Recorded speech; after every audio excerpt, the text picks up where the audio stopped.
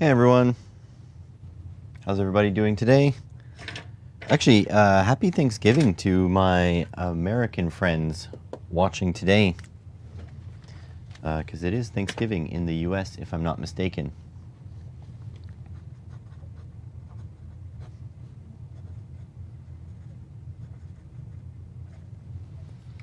Today, I'm going to be designing a second holiday PCB, hopefully beginning to end so I can send it off to the PCB fab today.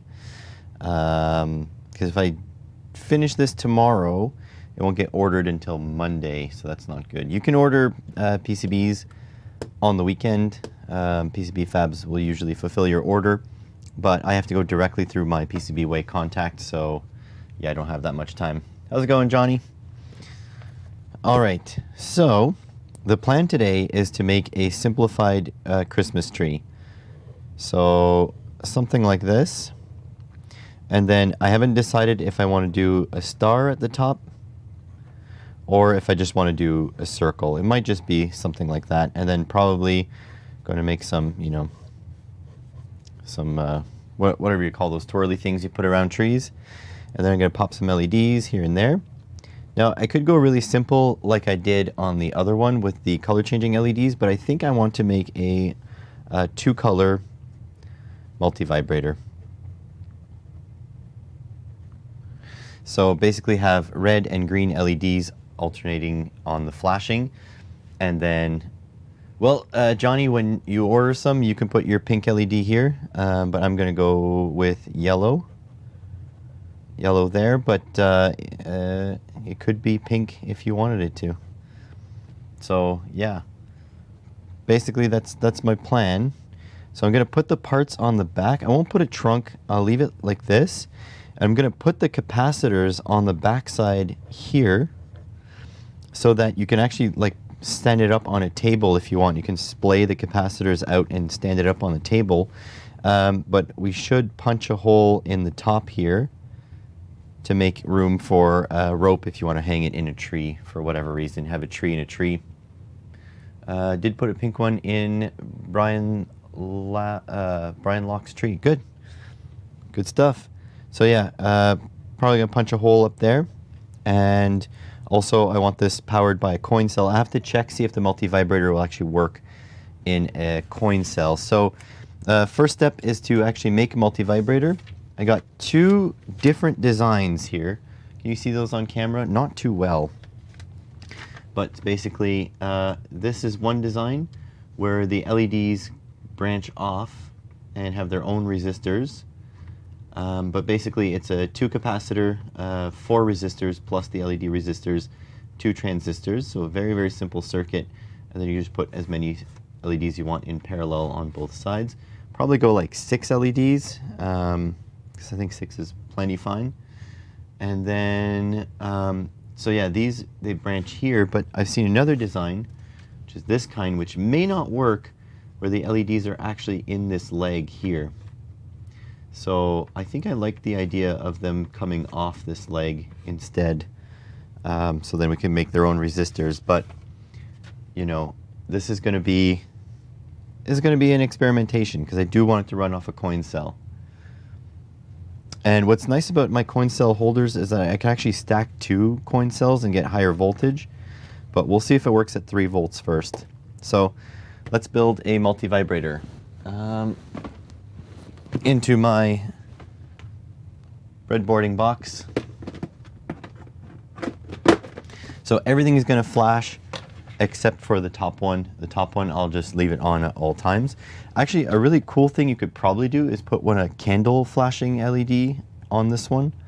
That would actually work really well. So let's grab one of these. Like this. We're going to need a bunch of wires. I guess we're going to need male-to-male wires mostly. So that's these there. That's good. We need some green, we need some red LEDs.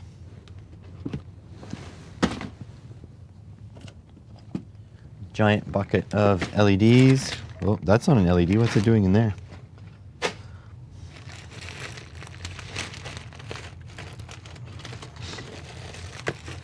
red 5mm LEDs. And should be some green ones in here too.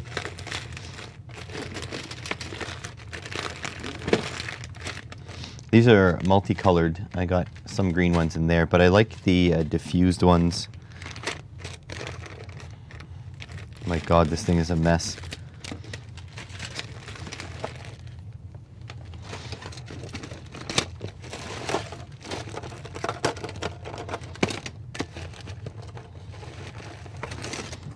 So these are blue, pretty sure. If I don't have any green LEDs, I'm going to be really upset.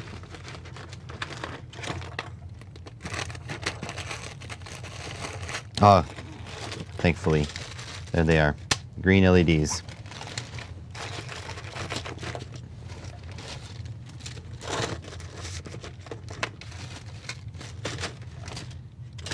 With all the junk I order at all times, I should have red and green LEDs. How's everyone today? Anybody celebrating American Thanksgiving, especially for our non-Americans out there? I need to find my transistors.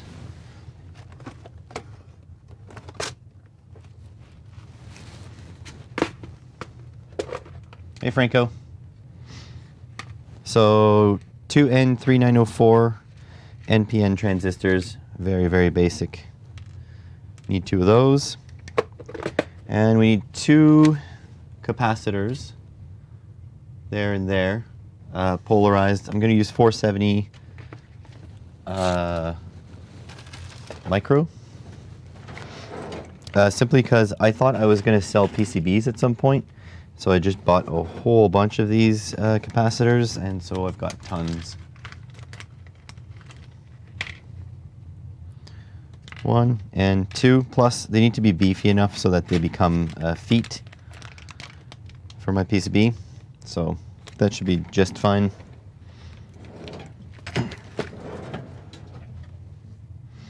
All right, so let's design the circuit.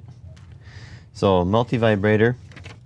Oh yeah, I need resistors too. So I don't know what kind of resistors I'll need. I've seen 10K, 47K, I don't know.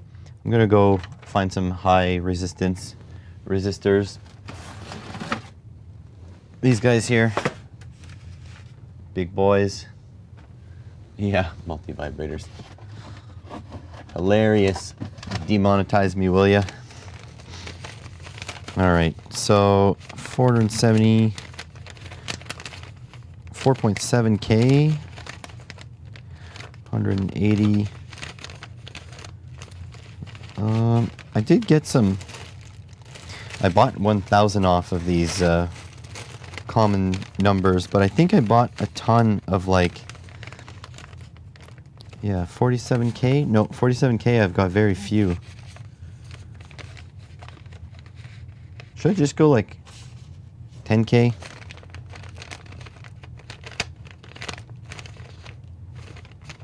And I kind of like a higher resistance value, right? Because I'm going to be running it on a coin cell.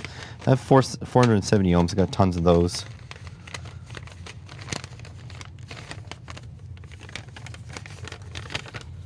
I have very few 10Ks there, but I think I've got 1,000 of them here. Let's prototype the circuit like this and see how that goes. 220K. I don't think I have like a bajillion of those, but I can check. I need to organize all this, but usually I find what I need relatively fast and then I don't bother organizing it. There's 220K. Put some big numbers. All right. So let's see. From the positive rail, I need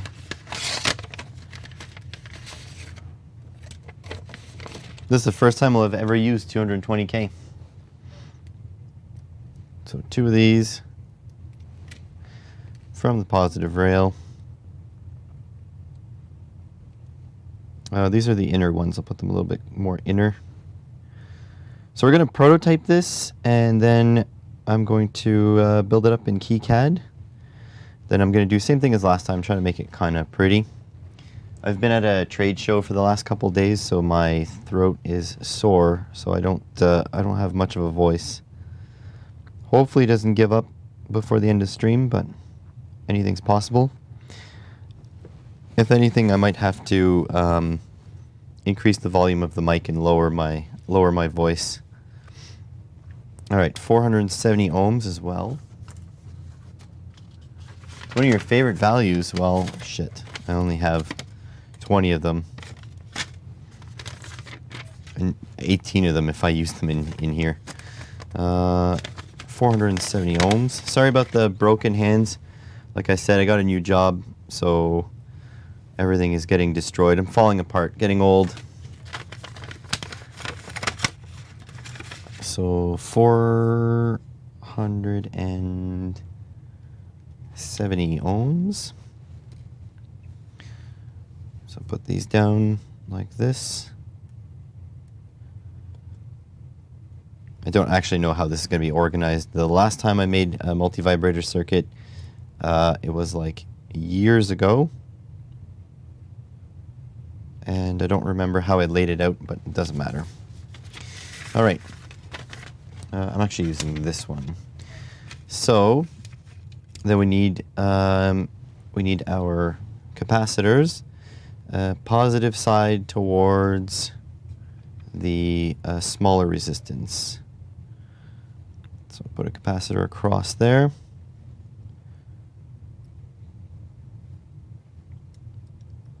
Hopefully I don't blow up a capacitor live.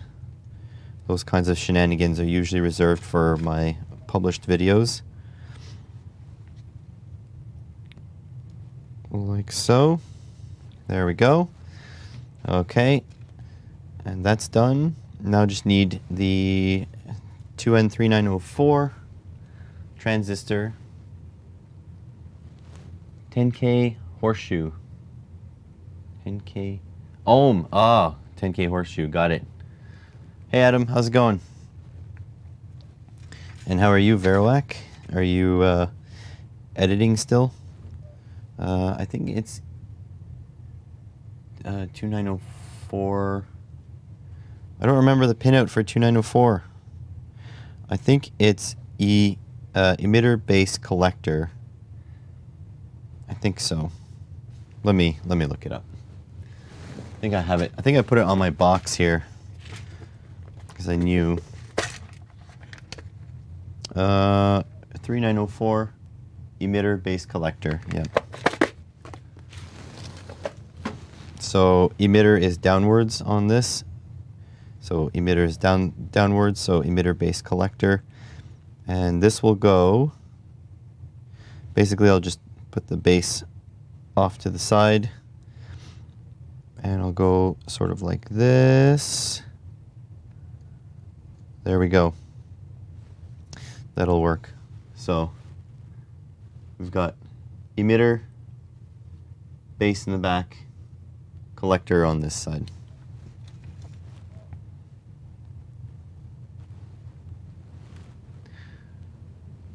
And everybody's here.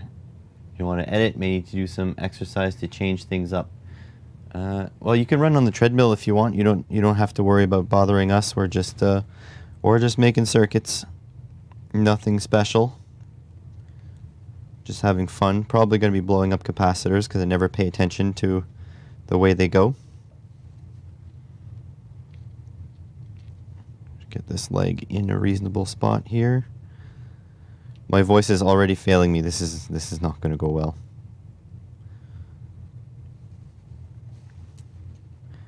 Come on. Freaking transistor is doing the stanky leg. There we go. Close enough. You're not supposed to stress the legs of that, but whatever. I do what I want. All right. Did you calculate all those values? I did not. I am doing, as the kids say, the YOLO swag method. Just winging it. So this is actually a circuit I ripped from online. Wouldn't worry too much about it at the moment. All right, so that's there. Now we need to cross over This base needs to go up to, yeah, up to that resistor there. Actually, this says 10K, but I'm using 220K because apparently it's Franco's favorite resistor value. And I'm nothing if not a crowd pleaser. All right, so base to over here.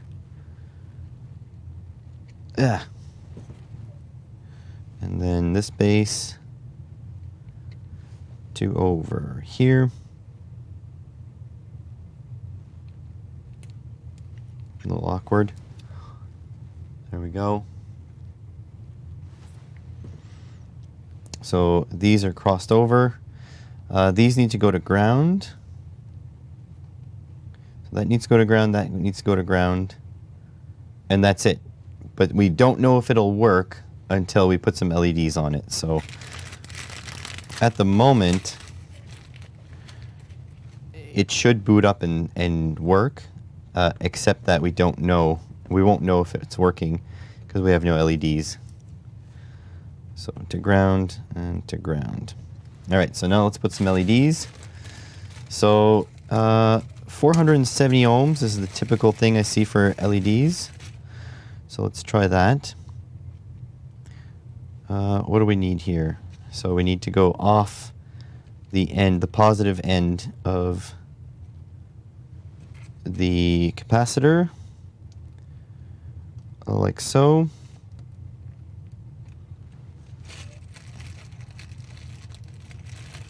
Doesn't feel like this is going to work, but whatever. We'll figure it out. Off the positive end of the capacitor, like so. Whoops, I did two green. I should have done a green and a red because it's Christmas. Oh, how's it going, Scott? 22K is proper value for 2N3904 and 160 ohm for 20 milliamp LED. Well, to be honest, I kind of want to run this at low current because I'm building a Christmas LED PCB. But I mean, my channel is nothing if not, you know, exploratory. So if it doesn't work, it doesn't work. I don't really care. We'll figure it out after. At the moment, I'm just seeing what works and we'll adjust from there. I also kind of want to sight in the brightness because I want to run this off a coin cell. It's going to be a Christmas tree ornament or a desk ornament, whichever you want. My wife and I haven't put up the Christmas tree for years and years. So, not really thinking I'm going to have a Christmas tree, but my parents will have a Christmas tree. Can send it to them. And there you go. Get in there. All right, let's see if we can run this off 3 volts. On 5 volts, the maths say 160 ohms for 20 ohm LED. For a 20 LED, I guess 20 milliamp LED. Max brightness. Cool. Oh, not 24 volts. We don't want that. V set 3 volts. And then I set, we're going to put half an amp just in case anything goes wrong. I'm going to give this a negativo and give this a positivo. And what do you guys think? Is this going to work? Am I going to blow up my capacitors? Who knows? Oh. Something wrong. Both my LEDs are lit, but they are not multi-vibrating. Okay, hang on. Let's take a look here. So, base to, it's got the base here hooked up to this here, positive, right? Yeah. We've got another positive rail still going to the right spot. Yep. Negative side of the cap. Right. Then we've got 470 ohms to here. So it's possible that some of these things are not making good connection. These are craptastic breadboards.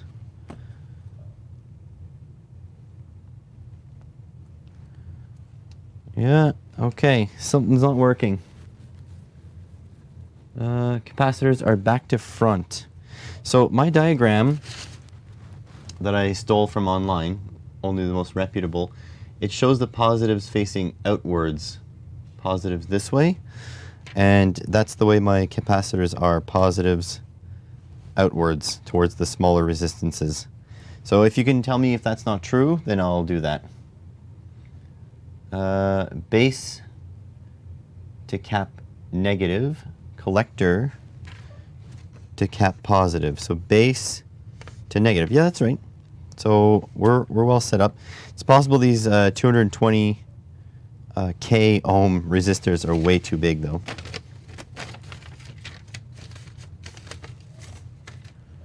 So let's see. Let's put 10K up here.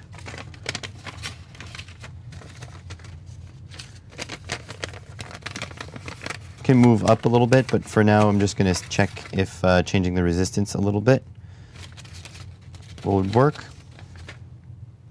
And by the way, since there's a lot more, the diagram is wrong, but I stole it from the internet. Nobody would lie on the internet, would they?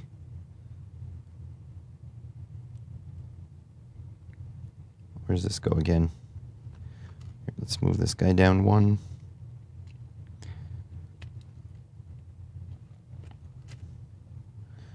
Give me a second. Give me a second. Let me put these. We're experimenting here. It's not at all possible that my breadboards are crap either. Don't be thinking that. Don't be thinking that. And obviously we're going to have to adjust the LED resistors because green and red are two way different forward voltages. Completely aware about that. Okay, let's try that. Let's try that. They're still not multi-vibrating. Uh-oh. Don't like the diagram. I didn't see the diagram and I'm on phone screen. Okay. So here's my diagram. So if you see, don't worry about the values. I'm not using those values. So the positives are facing the smaller resistances. LED. So the diagram could be wrong. I also have a second diagram that I stole from the internet. This one here. This is the more traditional one with the LEDs inside there. But I don't know how many LEDs I can put, you know, and obviously positives again facing the collector of the transistors. Caps are backwards, so the LEDs are bypassed and not connected through the transistors.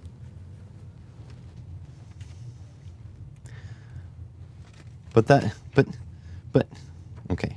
So do you actually need to put the LEDs through on this leg here? Because I can do that. But they're gonna have to go. They're gonna have to be placed over here somewhere. Okay, some people are saying the cap is backwards. I'm gonna reverse the caps.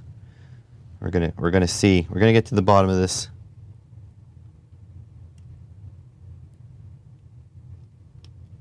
If I blow up a capacitor, I swear to God, I'm gonna ban every last one of you.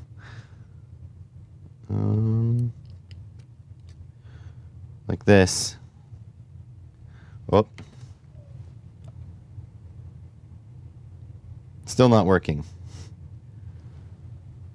The LEDs are lit, but they're not flashing. So that's no good. I have the circuit set on my desk next to me working. This one though? Which one? The one this is the one I'm using. Have you done this circuit? Because that's the one I need working at the moment. Okay, I am going to try something else though. That was at 3 volts. I'm going to try putting it up to 6 volts or 9 volts. See if I get any more success. I can run at 6 volts as well.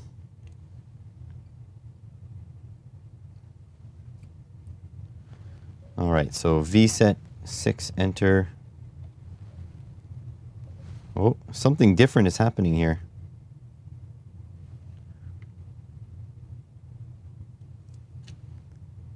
Is this working? It's working. The green LED is slowly fading. Or was it not working? I don't know. Oh, something's happening. Got a dodgy connection somewhere.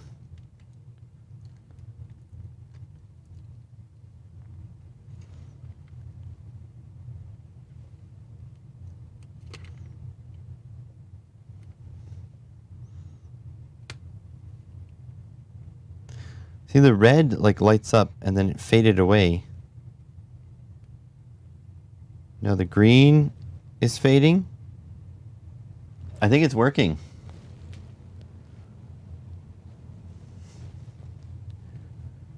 Okay, I think it's working. I think my 470 caps are way too big. Right? Right? 470 microfarads. I think that's way too big.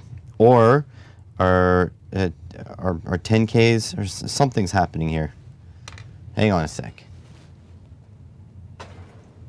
Oh boy. Oh, there's a lot of stuff here. LEDs must be between plus VE and transistor collectors. Yeah.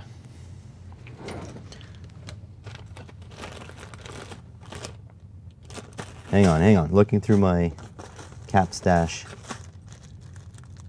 470.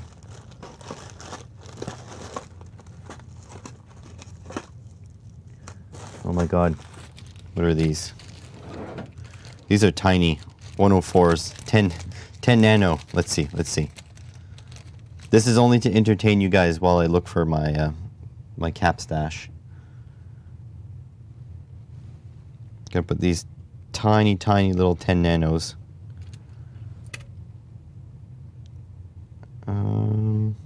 There and there.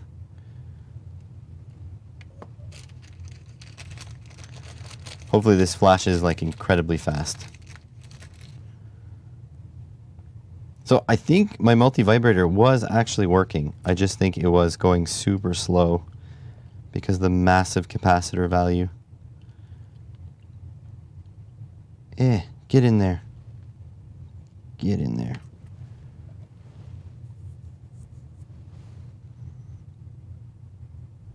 No. No. No go. Using 100 and it's still flashing. Okay.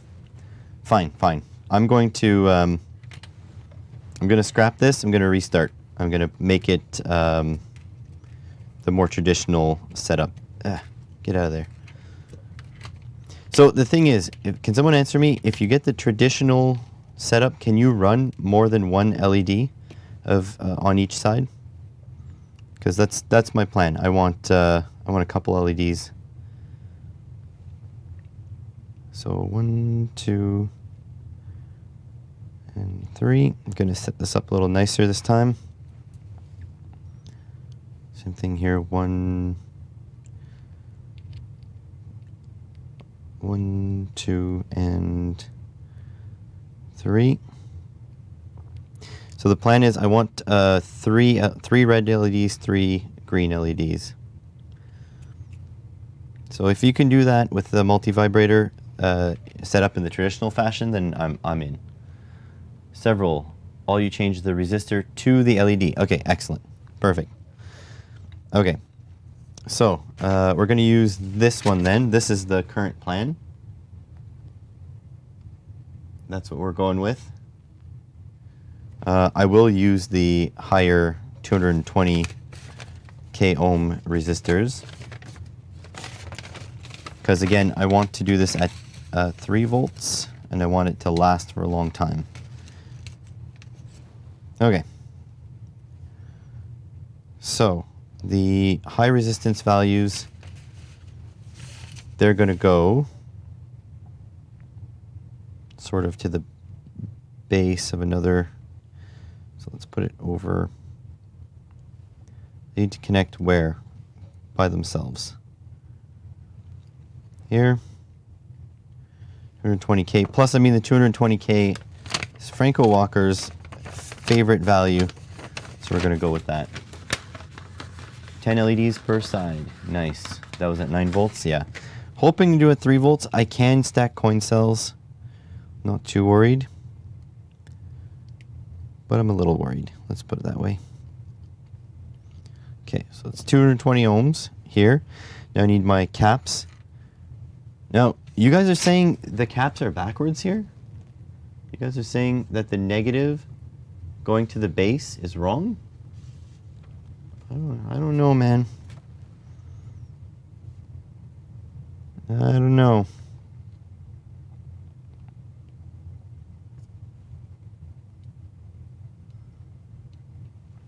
And that has to go to collector.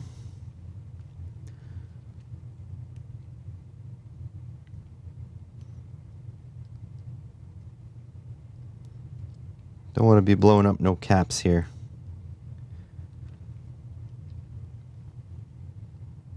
So like this, and this guy will cross over to the base of this guy. Base to there. Okay, and then our low resistance, our 470 ohm, to an LED. 470 ohm to an LED. LED goes to the positive side of the cap.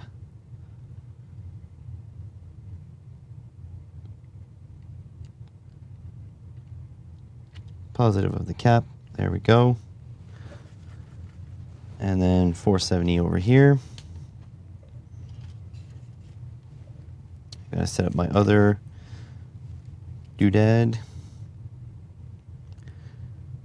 So this goes between here and where again? Here and here. There we go. I haven't had an honest-to-goodness breadboarding session for a very long time. This is pretty good. I'm liking this. What's the thing? No, you had the caps wrong on the board. In a multivibrator, you have to be backwards to generate negative voltage to bias the transistor. Cap positive to collector. Well, I am cap positive to collector. So half of you are saying one thing and half are saying another. So somebody is wrong.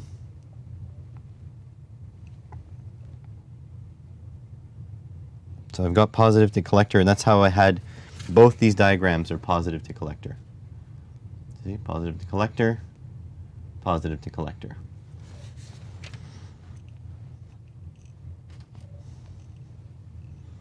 So somebody won. I don't know who, but not me. Hopefully not me.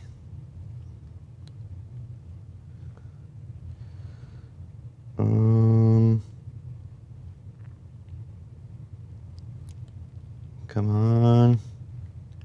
Plug in there.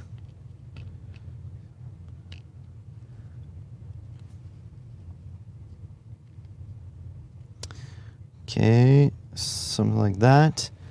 And then I should just be able to tie, oops, I forgot one of the bases.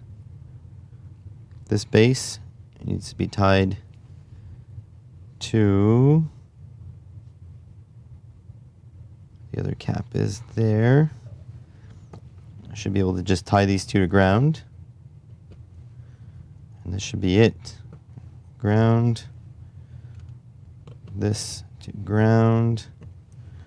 So, and I'll just stuff a resistor in here just for plugging to ground. There we go. All right, V set 3, enter. This to ground. This to positive. Why? Why is it that everything I touch turns to crap? It's not working. No. Saying they were wrong on the old board. But they were like this on the old board. That's the way they were. Okay, let me double check all my connections. So 220 ohms to the negative here. To the negative here, yeah. And then 220 to the negative here. Yep.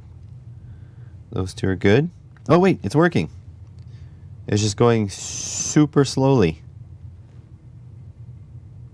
That's my 220. That's the problem. Franco, I'm sorry, but your 220Ks are, they have to go.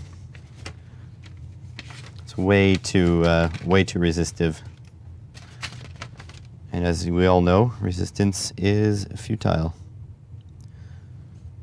So it should be these.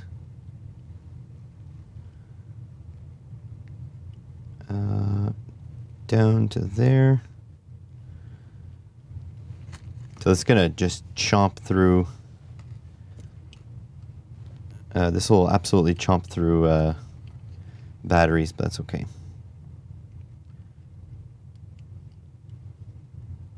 Here we go. Again. Okay. Is it going to flash? These are 10K ohms now and 470 on the outsides.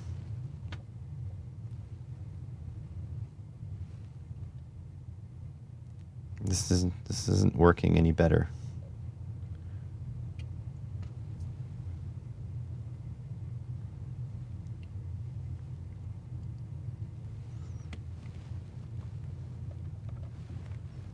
Oh, 6 volts did something.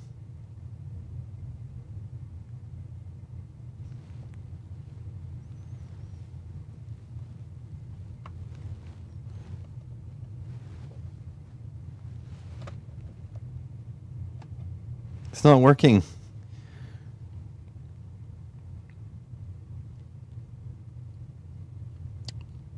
Base.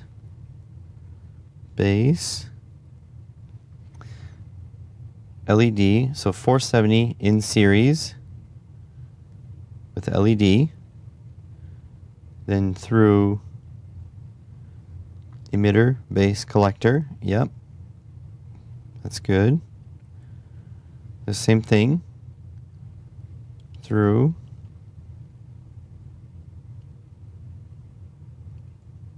emitter, base, collector, and then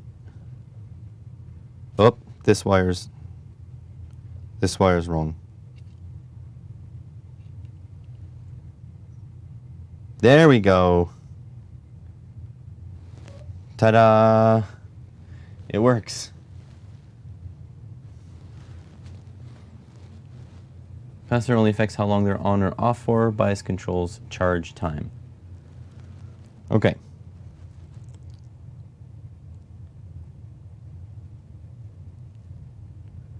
So that's good. This works at 9 volts. So work at 3 volts. Yes, it does. Barely. I feel like I have to increase the resistance on the red or decrease on the green. I have another 470 ohms, so I'll put it in parallel. So that'll be half the resistance on the green.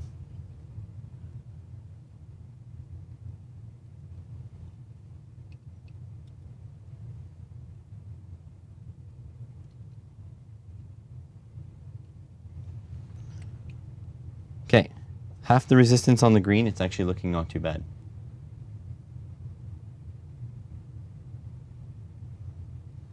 There we go. Okay, multi-vibrator. We've got it. The green is not looking super hot. But it's actually not bad. So now can you run a couple of these?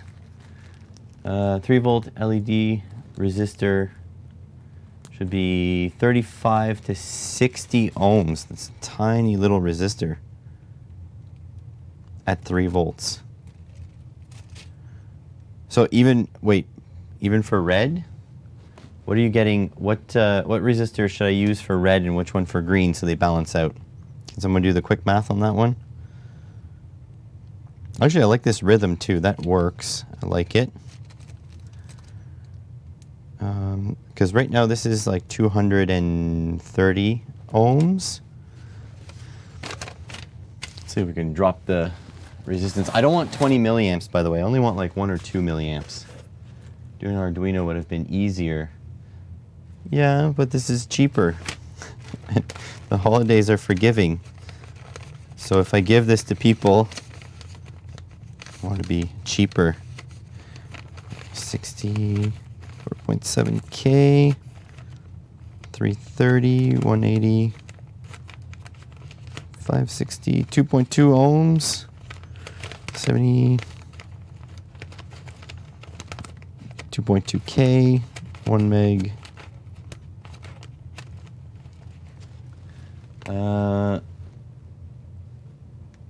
If both 1.8 less than 3 volts, both should be around 60 ohms. I mean, the 555 is another possibility, but I don't want to do that much circuitry work, to be honest. But yeah, the 555 is a valid way to do it. I don't think you can run a 555 on 3 volts, though. That was my big reason. Okay, I have 56 ohms. That's a decent number, right? 100K, 390, 150. And I got 47 ohms.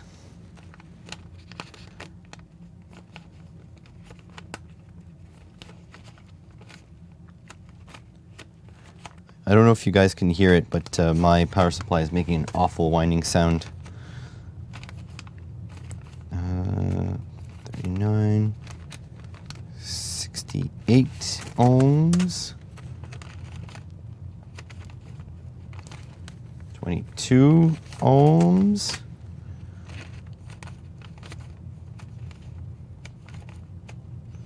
15 ohms. Yeah, a 555 can alternate ohm. Yes, they can. 47 is too low. 66 will do fine. Must be now lower than 60 ohms. No, it's probably the high frequency whine. Listen if it goes away. Is it gone now? I hate low current on my power supply. 8 ohms. Just pulling out all my small resistances. 75 ohms. 27 ohms. 82 ohms. 47 ohms. I feel like I've got that twice. 6.8K, 120. These are the options we've got. Okay. So let's see here. 47 ohms twice. Don't know how that happened.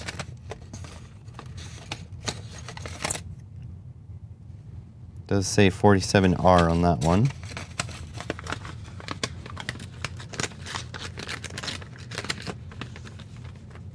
Must not be lower than 60 ohms. Okay, gotcha. How about this one? Also 47R. Don't ask me how I did this, but I've got 2 quarter-watt 47 ohm packages. So no less than 60 I got 68 ohms. So we got that. And we got 75 ohms. 0.2 is a bit small. I got 82. 39. Need some parts drawers for those parts. I have no drawers anywhere in this place. Actually, I have a drawer like that way. But right now it's out and it's acting like another horizontal surface. Okay, so 82, 75, and 68. Let's try 82 for the red LED.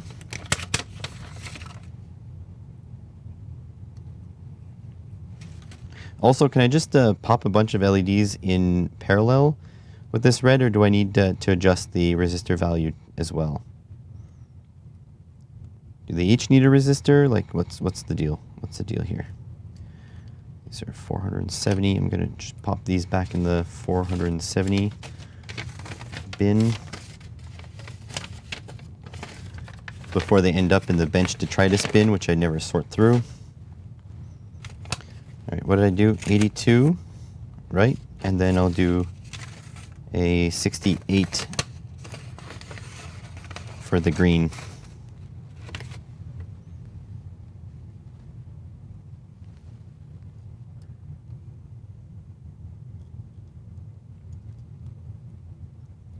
Sort of like that. And let's see. Red is still too bright. Might actually have to go 100 ohms for the red. Green is not too bad. Red is piercing.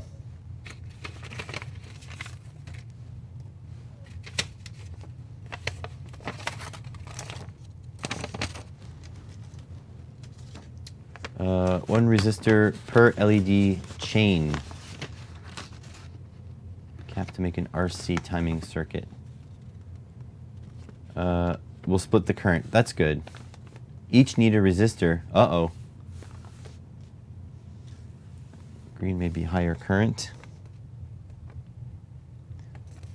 So you're saying I can't just put a bunch in parallel? I think I can, right? They'll divide the current, which is fine. Okay, so we need 100 ohms. We'll try to put 100 ohms on the red LED. And then go from there.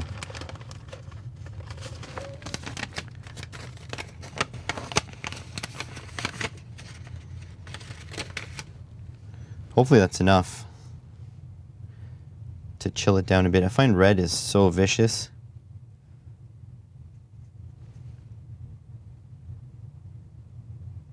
Nah, it's still too bright. 100 ohms too much. And still too bright. They'll get less bright when you parallel them. That's good. But I kind of want to get them to the same level so that when they parallel, they drop similarly. Let's see, you need about 150 ohms. 330, I got 180. Let's try 180 ohms.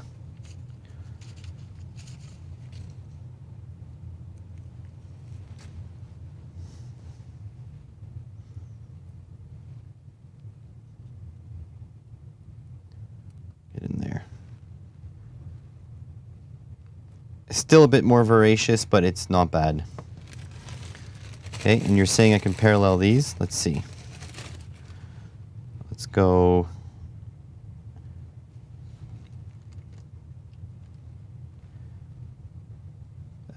In parallel, how am I going to do this?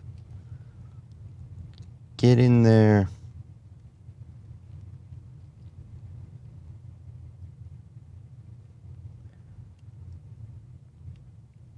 Oh yeah, that's perfect. 2. You know what? I'm just going to put them over here and just jump them. So positive and positive. This is just like, it's not supposed to like light up anything. It's just supposed to look lit. That's all.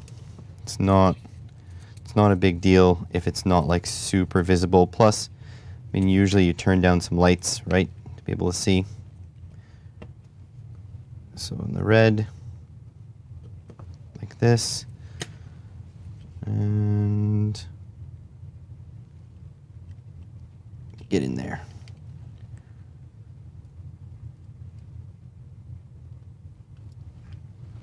There we go, 3 reds. So this is what I want. I want 6 lights. Every second Thursday. Put half the LEDs in parallel with the resistor in the series LED, but only on a Tuesday. What the? I actually didn't even perceive a drop in brightness, by the way.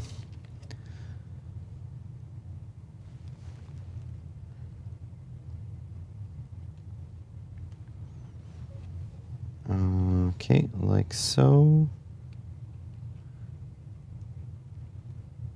We'll have trouble seeing. Okay, like that. I'm gonna just cut some wires off. Nope, apparently not. Okay, and then we'll just parallel this. Positive over here. And hopefully, if my power supply doesn't show any perceivable current, we're in good shape. Get in there. There we go. Okay, now the greens did dim quite a bit. I don't remember what resistor I had on there, but it wasn't much.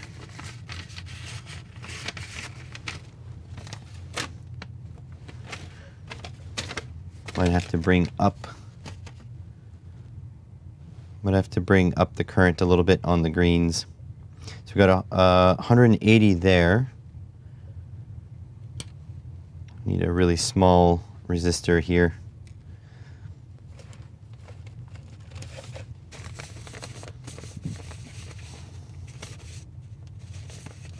Let's go like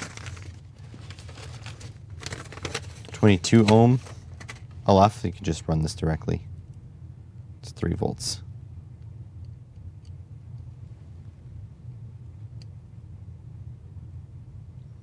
Nope, really needs that resistor. Oh wait, get off there. My probe is stuck. No, it's true, I need to power the whole rail. Let's try 22 ohms.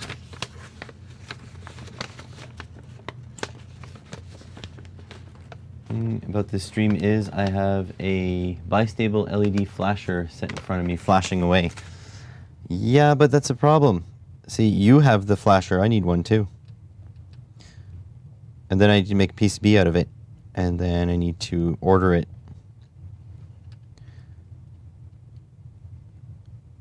.22 ohm works well.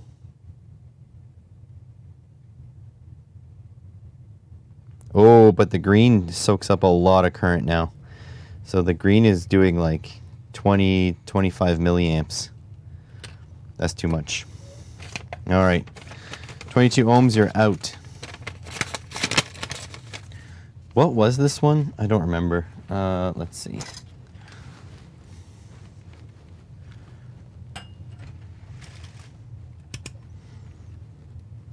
What am I doing?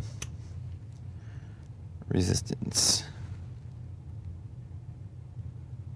Yeah, this was like 67, whatever that was. 68 ohms. I might just leave it. I might just have dimmer greens. Not really that worried about it.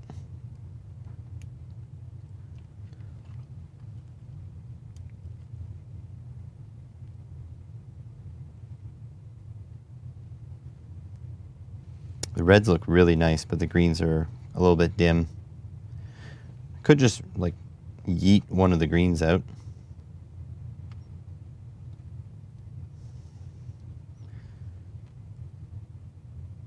Well, one of my reds died. What happened? There we go.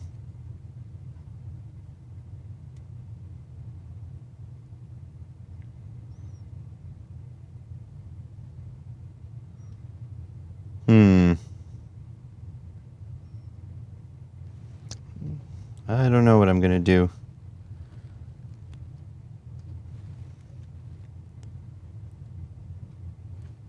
Any ideas, folks?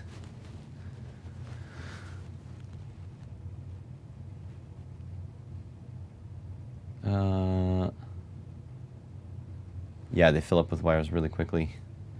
So any ideas how to get these greens to be brighter without sucking up like a ton of current?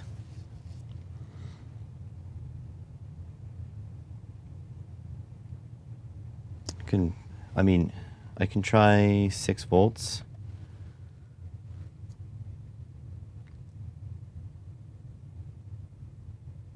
Now everything takes a ton of current. You know what I can do though? I can just make it all red LEDs. It looks better with red and green, mind you.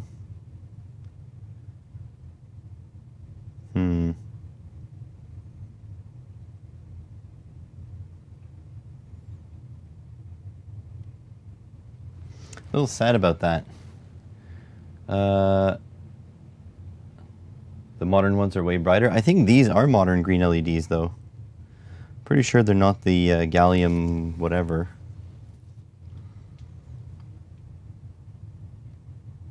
The problem is I can run them brighter, but then they suck down a lot of current, and then that's not so great for my battery. What if I change this red LED resistor from a 180 to a 220 ohm? So then we're actually a little bit closer to Franco Walker's favorite LED or favorite resistor value. We're just a couple orders of magnitude off. By couple I mean like 6, 3. But if we go 220 ohms, it might just dim our red ones a little bit more to match. Let's see.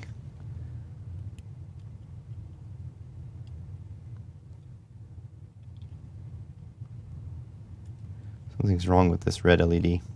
There we go.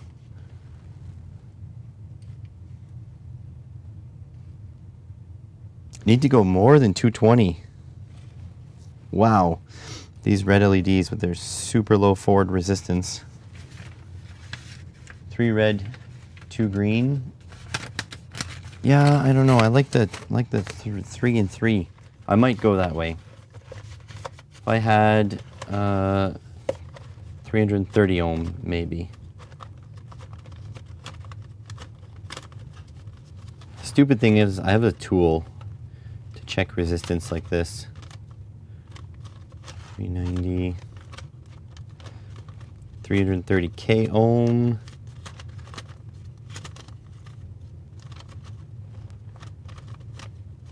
If I have 330k, I should have 330, right? I mean, that just makes sense. 3.3 meg.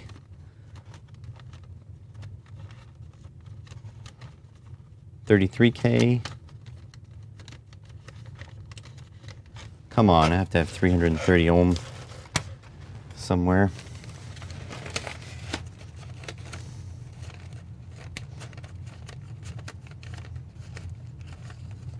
These are all the low values I took out. Is somebody writing down what I have here? I think that was a 70 ohm or 68 ohm.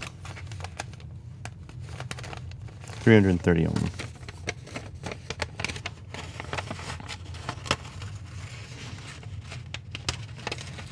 I'll be over on the PC very shortly, so I'll be able to follow the conversation a little bit better. All right, so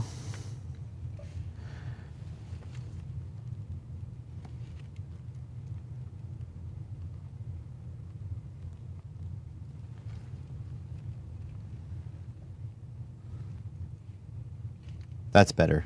So 330 ohm for the red.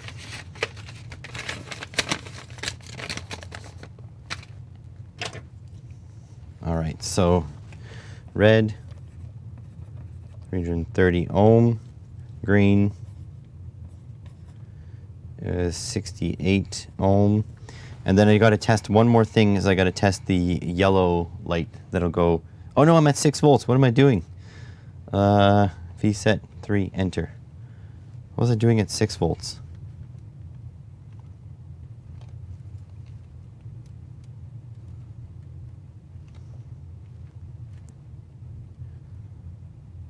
Yeah, okay, it's dim.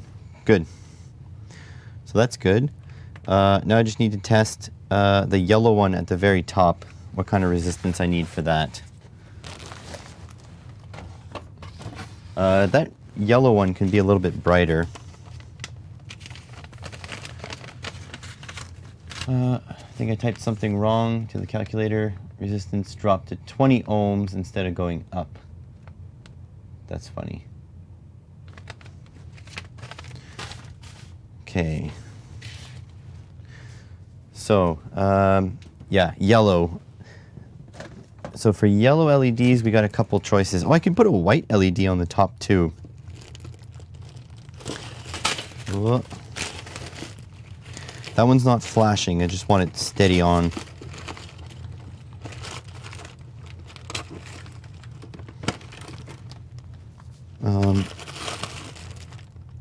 What's this? Oh, these are 3. I actually want the flickering candle LEDs, if possible. Somewhere in here I have them. These are photodiodes, obviously.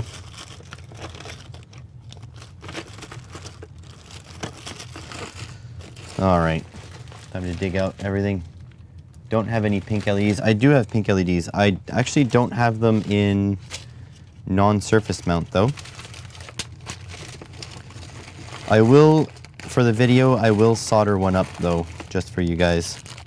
So this is white. In here I have yellow. But I want to see if I can find a candle LED. A little bit of a candle LED can be a little bit of a nod to One Circuit, Anthony over there. I don't know if Anthony watches live streams, but if he does, surprise! Making a flickering one.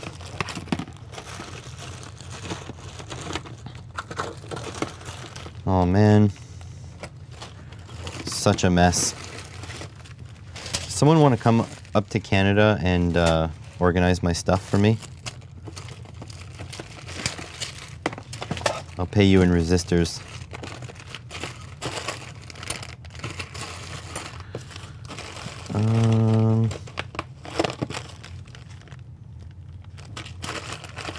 I swear I had flickering ones. Where'd they go?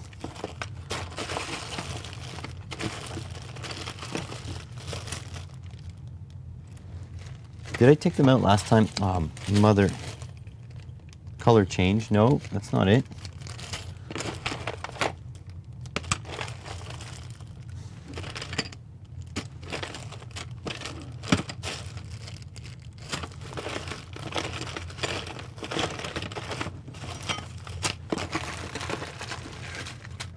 Can't even organize your own stuff. Oh yeah. Yeah, no. I'm not organizing anybody else's stuff. Thank you, thank you.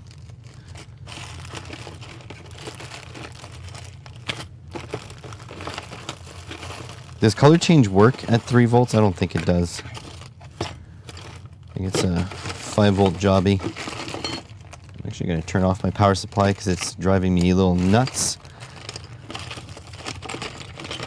It's actually not the read-in that's doing that. It's the switch mode AC to DC thing. They actually give you a resistor to put across the terminals in order to put a load on it and drop the noise. The problem is that resistor gets freaking hot, and I'm not comfortable leaving it run for any period of time. Like if I walk away to make a coffee or whatever, I don't want to come back to a burned down workshop. Green, orange, yellow. So I'll just use regular yellow. If I can find my flickering ones, I'll do that after.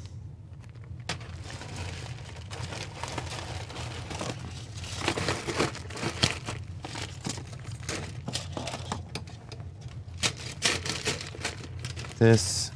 There we go. Take this guy. This guy. This all the way. Okay, and now for yellow, what kind of resistance are we thinking? So I have a 1.9 volt forward voltage. So if someone wants to cheat, put that through the calculator. Let's see what it looks like here. I'm going to current limit to 10 milliamps. There we go. Very nice. Kind of like an orange more than the yellow.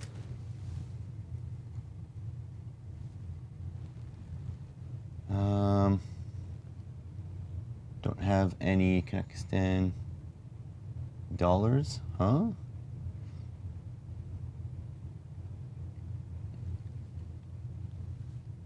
So yeah, probably want to run this very low current.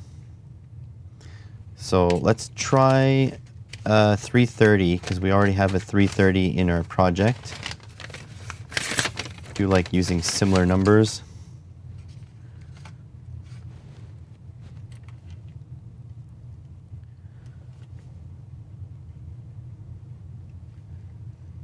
Barely lights. It's too low. It's too high resistance.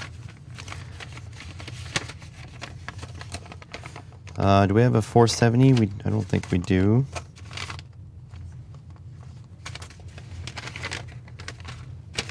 We have a 470 here. Wait, no. 330 was already too much resistance. Need to go down.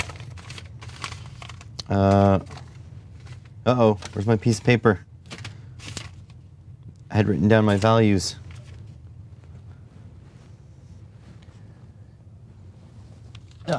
Over here. Okay, 330, not going to be 68, so we're going to have to pick a value just for that. So let's try 180.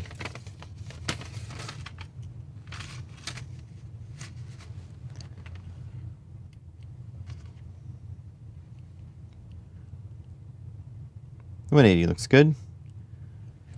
Very little resistance. I mean, current. There we go. All right, we're all set.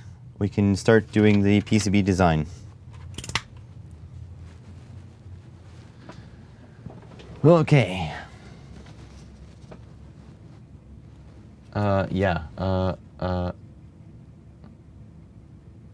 Should make a reindeer PCB with one of those 10 mil LEDs as a nose. That's a good idea.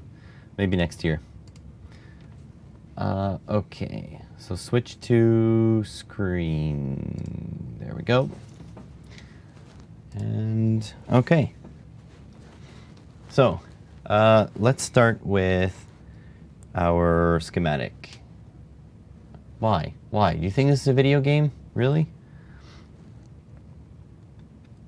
All right. What did I want to do again? Oh yeah. So let's go grab our parts. We need 6 LEDs.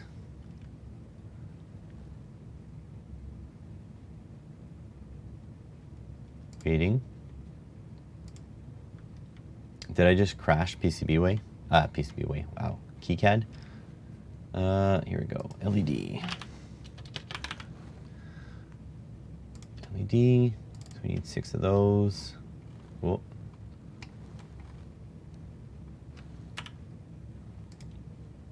All right. 2 and 3. Does those look equidistant? Yeah, that looks equidistant.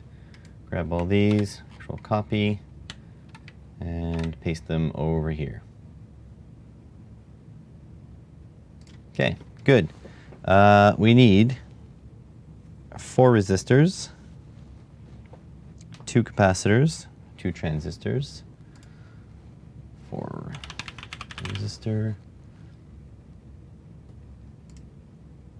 I like the zigzaggy one better. All right.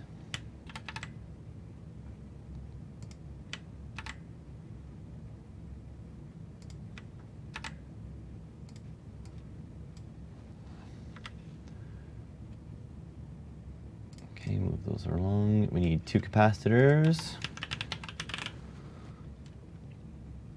Polarized. All right. And we need to spin these right round, baby, right round. Oops. This, and then grab this guy, rotate. Something like that. And then we need 2 N3904. 3904. 2 of these. I don't remember where they go. Down here, I think. And then down here. Okay, and then we need, we need 1 more LED and 1 more resistor. Resistor, 1 more LED. That'll be our orange one. I think that's it. I think that's it. Okay, so this resistor can move this over underneath this guy here. This one here can move this directly underneath this guy here. And now we connect our this to there. Move these LEDs to be directly underneath here. Like there. Connect this to there. This across all of these. This across all these. Move our transistor to be directly underneath there. Up. Sort of like that. And then down like that. So that's kind of what it's going to look like. This can go over here. And then this base can actually go across and sort of like zigzag to here. Shouldn't be too bad. Okay, and then I can move all these pieces into place. This guy to here. Move these guys around.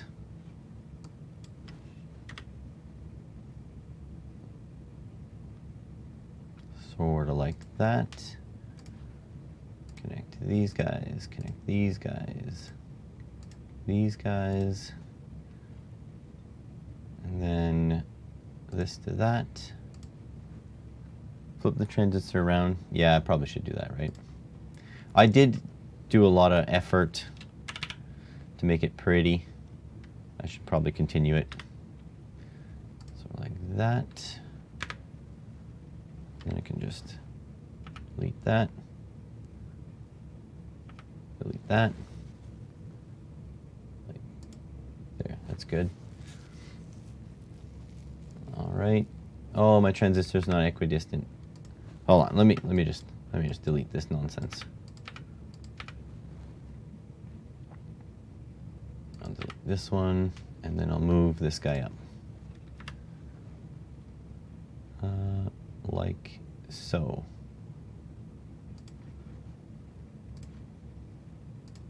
This guy there. It's good, and then this guy comes down and around. Oh no, they're not in the same place. That's okay, whatever. Right, this guy to here, and then this guy. No, that does not work. There we go. Flip the transistor. Oh no, it is upside down. How did that happen?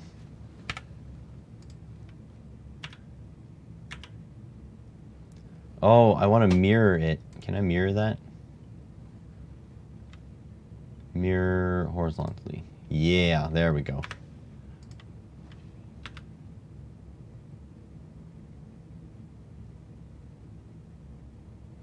That's better.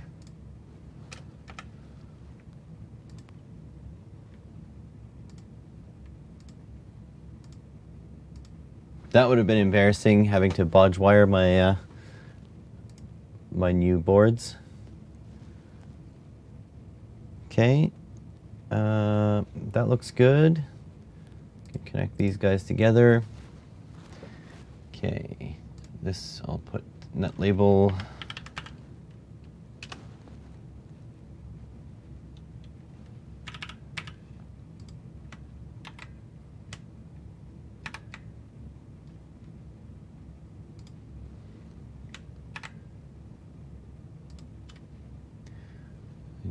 Unit label over here. Oops. Edit.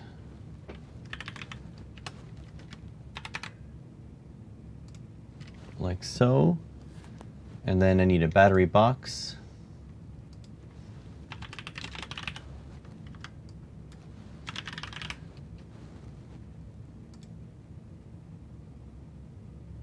No footprint specified.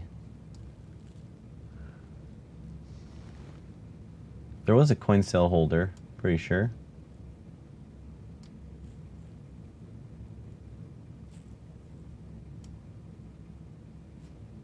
Thought I used it in the other project.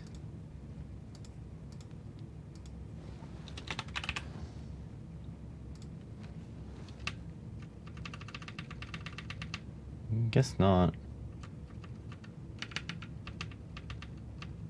I definitely used it in the other project. I just don't remember. Whatever.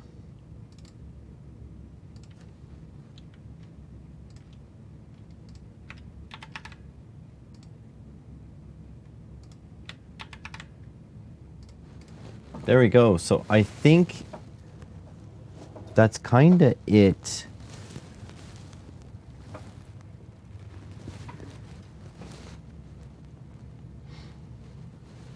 I think that looks good. All right. So these guys, value. So that is, let's say for the red, 330.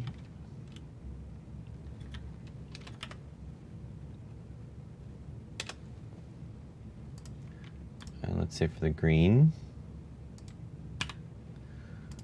this will be, oops,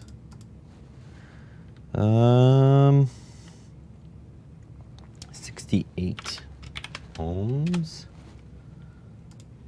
Okay, and then this one here, I had 10K.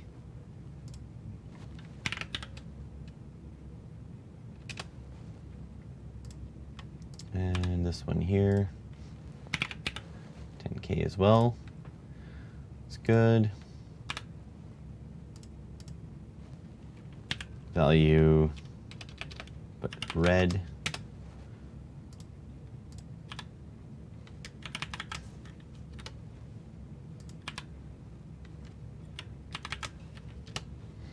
And then this one here, green.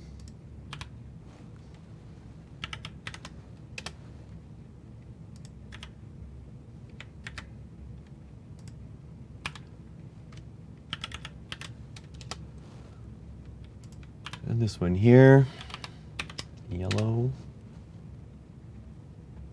That's all good. 2N3904, that's good. And that's it. Not too bad. Let's see. Oh yeah, Johnny linked something on Twitter. Let's see what he linked. Oh yeah, dirty bench, yeah. I don't even want to show you my bench, it's bad. It's very bad. And yeah, Americans are now making their turkey. I am hungry. All right. Well, I think that's it. So let's annotate entire schematic. Let's do that. That's good. And now we can run the footprint assigner. There was a coin cell holder. Is that it? It's 20 mil between dots. 20 mils. This is it. Oops. View the footprint.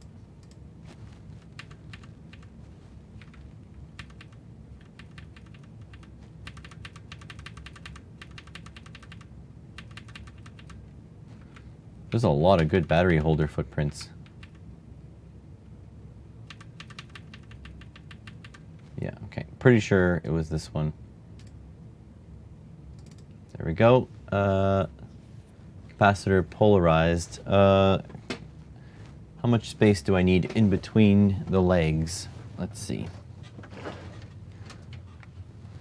I'm gonna grab one of my capacitors and give it a measure. So the body is 8.10. The leads are about 2.8 millimeters apart, more or less.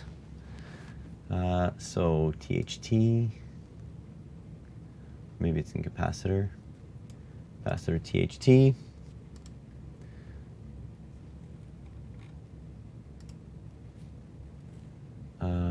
Diameter, what was it, 8? I think so. I mean, 8.10, that should be pretty good. I literally just put my capacitor somewhere and I have no idea where I put it. Oh, here it is. So yeah, diameter, 8.1. So like 8's fine, and then the pitch is like 2 point something. I'll go, is there a 3? No, it's 3.5 or 2.5. I'll go 2.5. Probably be fine. LEDs. LED through hole. 5 millimeter LEDs. Easy peasy. And then this is already set. Yeah, that's good. Resistors. I kind of like the resistors when they stand off in the back. So it might just go resistor through hole, and then kind of like this when they stand up. So it's a bit smaller to deal with. So I think I'm going to do that.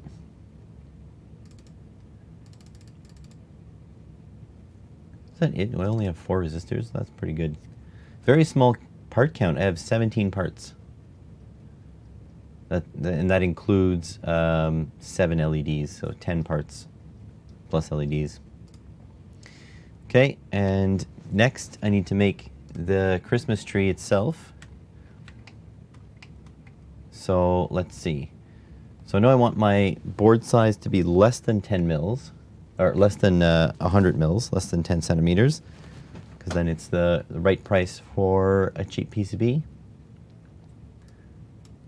So you got to be able to make triangles, right? No, corners. This. 3 corners. No. Yeah. Ooh. What's the randomized feature? 10 randomized. Oh my god. What just happened? Okay. Okay. I'm gonna figure this out.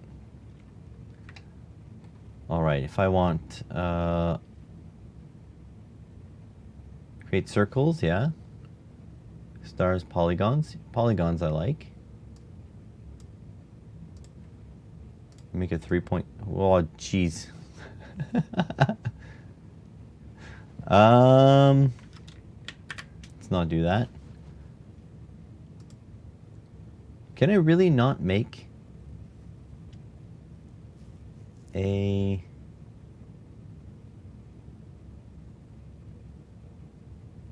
triangle,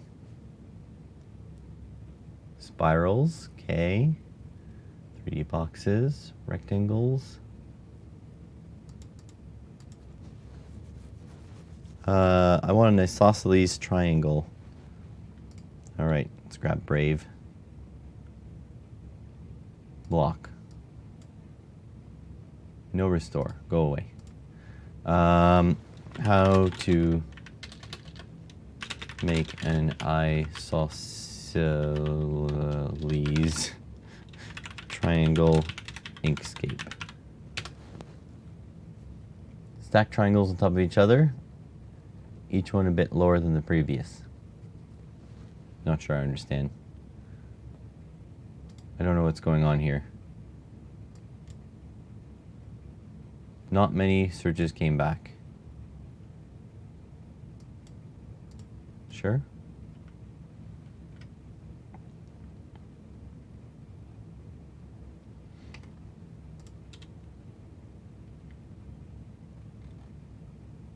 This is phenomenal.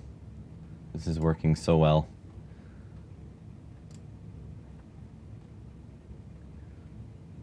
Rectangle and then split it. Okay. The pen tool, I guess I could do that.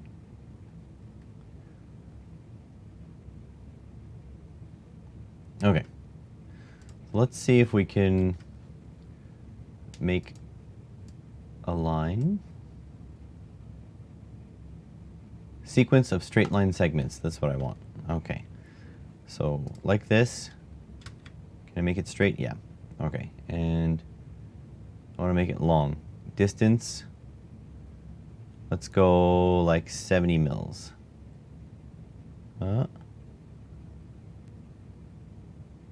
Let's go 80 mils. 80.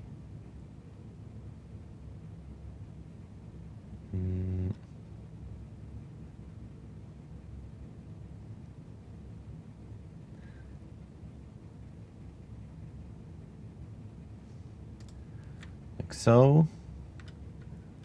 Oh no, that's not what I wanted. Okay, I need a vertical line. Let's do that first. Vertical line. 90 mils. 90 mils. There we go. Okay. So that's good. Now I want to make a line 40 mils from here.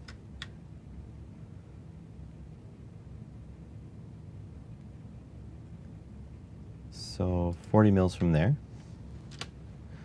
I want to make this line another 40 mils from there. So I have a 80 mil base. Close to makes no difference. And then I grab the top here to there. And top here to there. And then I should be able to grab this. No, this guy. Sure. Whatever.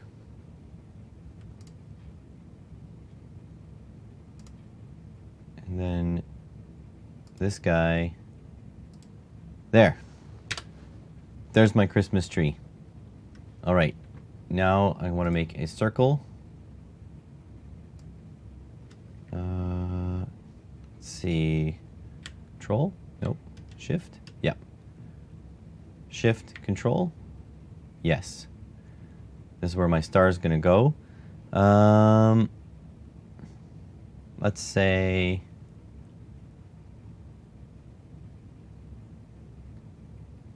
kind of big. 15 by 15. Okay, and then I want to go over here. Object properties. Wait, how do you do the stroke now? Fill and stroke.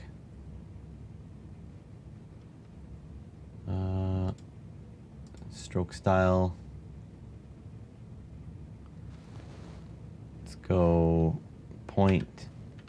one, like really small. Enter, and then I want the shift. This, so stroke is black, and then can fill it with white. Is that too big? Is my star too big? I think my star's too big.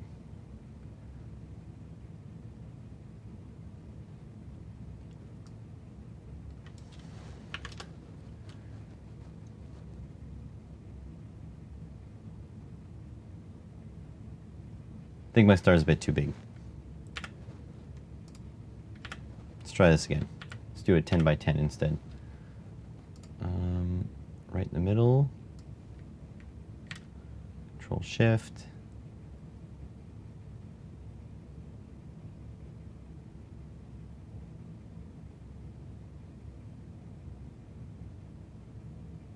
Trying to get it exactly 10 by 10, but it's really hard.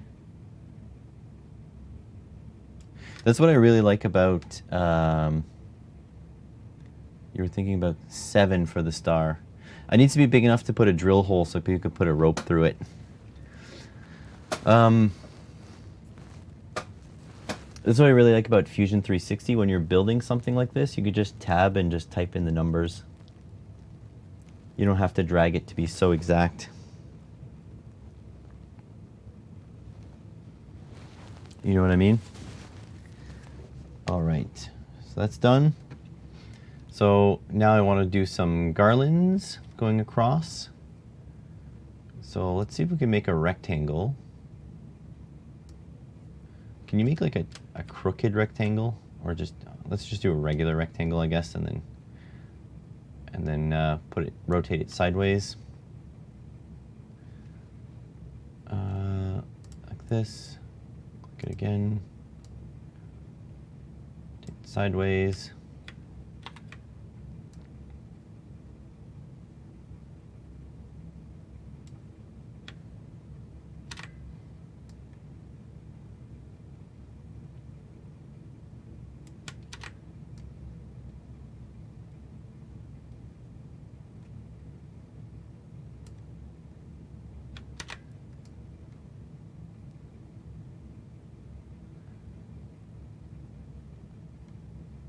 I'm kind of good with having it look very handmade, so that's okay.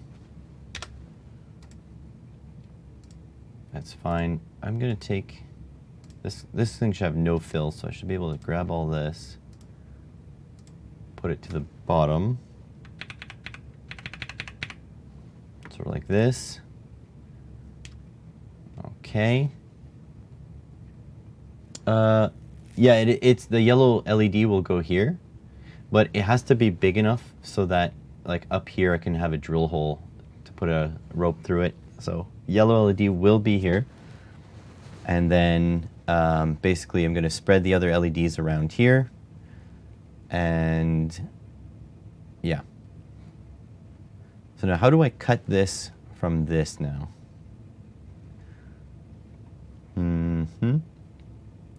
So I just need this part, like this inside part. How do I do that? So I need this to be my outside edge. Yeah, so this is the hard part. This is the hard part. What's the stroke on this guy? 2.65. Sure. Let's take this and make that 2.65 as well. 0.65. Oops. 0.265. That's good. Take this. 0.265. This. 0.265. This. 0.265. And then this.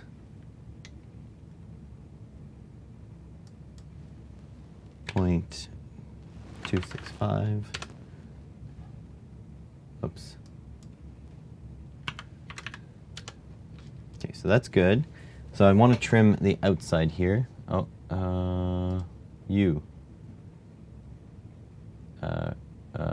hide user on this channel. report spam and porn.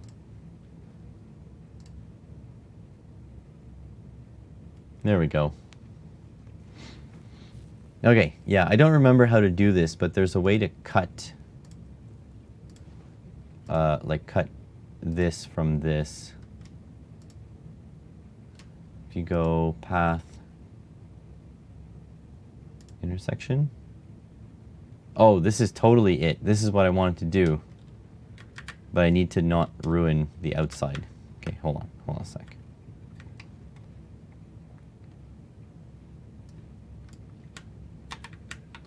Okay, all right.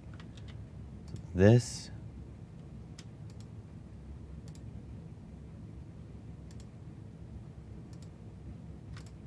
this to this and this, path, intersection. Well, that's not it. This to this and path, exclusion? No.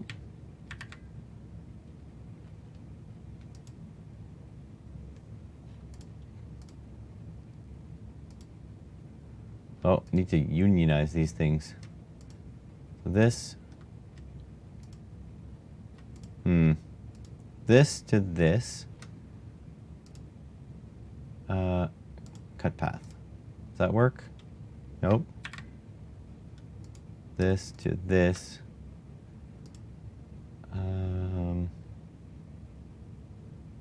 Wait, I can combine them. Hold on. These two will combine. Combine. That's one piece. That's good.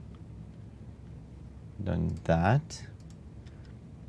And now I want to cut through that.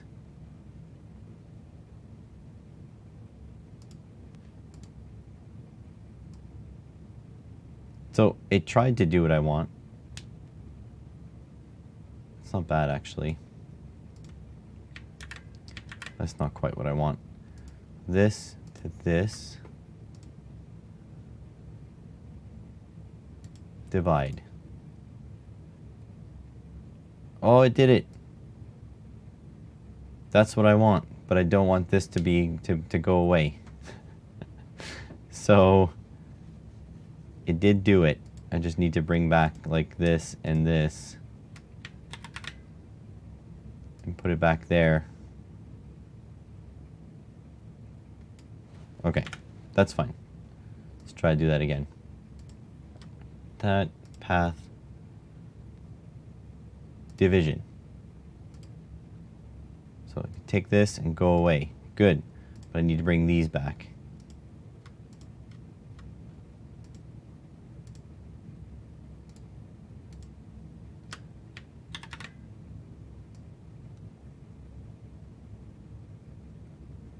And now I'll never align it properly.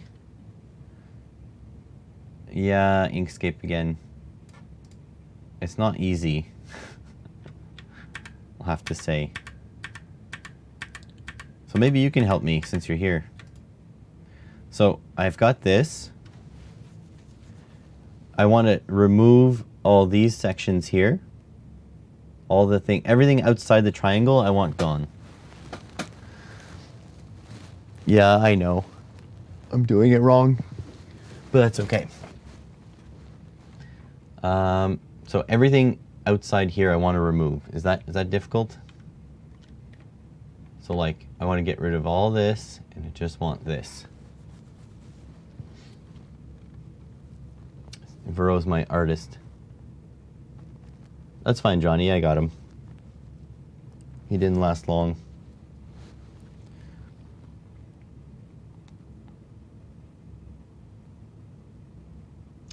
I am now live on my channel. Yeah, I know. I know. So this is like very handmade, these garlands. I kind of like that they're not going to look all super precise. I have to place LEDs wherever I want them.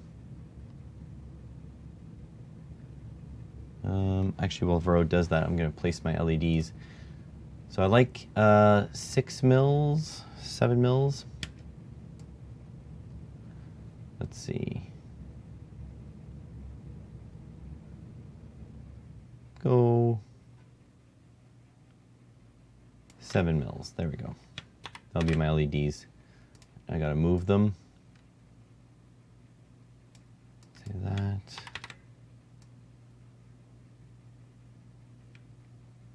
Two, 3, 4, 5, 6. I want to a little bit randomize them. Don't have to be all the same spot. Yeah, there we go. Go like red, green, green, red, red, green, sort of like that in a zigzag. Yeah, of course you can come down. Hey, Rotor. How's it going? So actually I need all this. I'm gonna copy because I want to remove solder mask from all this. Paste this here and paste this here. Vero's just come in and instruct me. There's probably a better way of doing it. But That's whatever. fine. I don't care. So take your triangle. So this thing, it's Yeah. not a shape though. It's just a couple lines. So fine. Okay. Copy and paste it. Control C, Control V. Yeah, I have to select it all. Oh, you can group all the lines together. Group. Why don't Okay. you make it a shape? I didn't know how to make a shape. Oh, okay. You might have to make a shape for this. So, Teach me, senpai. okay. So press that one, number 2, and then click on whichever line you want. Like on where I want to start it. No. Click on whichever line you have already created. Okay, this guy. And then there's click that. Yeah. And then hold Shift. Click the next line. When it's not lighting it up though. That's fine. Okay. And then click the button again, or you can like click and drag to highlight it. Click the button again. And then up here, this one This one. is join. So join it. And then if you did it right, they'll have joined. Okay. I don't know if you have done it right or not. I don't know. No, you have not. Okay. So click the button. This one. And then shift the other line. Yeah. Shift. Doesn't highlight That's though, fine. right? Okay. Shift and this. Doesn't seem to have selected. Okay. Well, don't shift then. Can I try? I don't know. I'm basically doing what I'm telling you. I don't know why it's not working the way you. Me neither. It's highlighting. Oh, like not at the point though. No, you don't have to select at the point. So basically, I'm just gonna make sure. Yeah. So now. These Yeah. two work together. Don't worry. It confuses me too. I've got a professional here helping. Okay, so these two are together. Now what's next? So I guess I'm guessing that's one line. That's one line. That's one line. Yep. Okay. Well, so, well, this was actually 2 lines. This is 2 lines. Oh, okay. Because I had to find the middle to, you know. Okay. Just click elsewhere. I don't know which. Okay, and then click whichever line you want. This one. Yeah. And then click the dot. Click that. And then shift the other line you want to highlight. Yeah. And then click and drag to make sure you click the right point. Click and drag like this. Yeah. And then join. This one. Yeah. No, that one. Join. And then it should have worked. Okay. Let's see. Yeah. Yeah. Looks like So one. That's, Okay. that's what you do to join them. Jeez, what complicated. Good thing you're a rocket surgeon. That one seems already connected though. I'm If so you- confused. Because if you hover over it, you see the red Yeah. goes up here too. Okay. So I don't And know. now I want to make this part of this. I don't really care about the point. This has to come with it. Why? Because so the outline of my board is this, all of this, and then all of down there. Okay, that's fine. You don't need it to get rid of these things. Okay, okay. Okay. So, I guess with whichever shape you want to remove the things. Okay, so it'd be the triangle. So let me just copy paste so we don't create something new. Yeah. Yeah. Preservation. Okay. So my way of doing it is copy and paste the triangle, n+1. So you have n+1 of the bars that you have. One extra one of the bars you have. So you have 4. So you want to have 5 triangles. Okay. Okay. Sorry. Okay. Science, And then you're going to folks. stack them on each other. Oh my God! How do you make sure they're stacked? Don't worry. Just paste one, and then click and drag it, and then it snaps. Okay. So 2. 2. Oh no.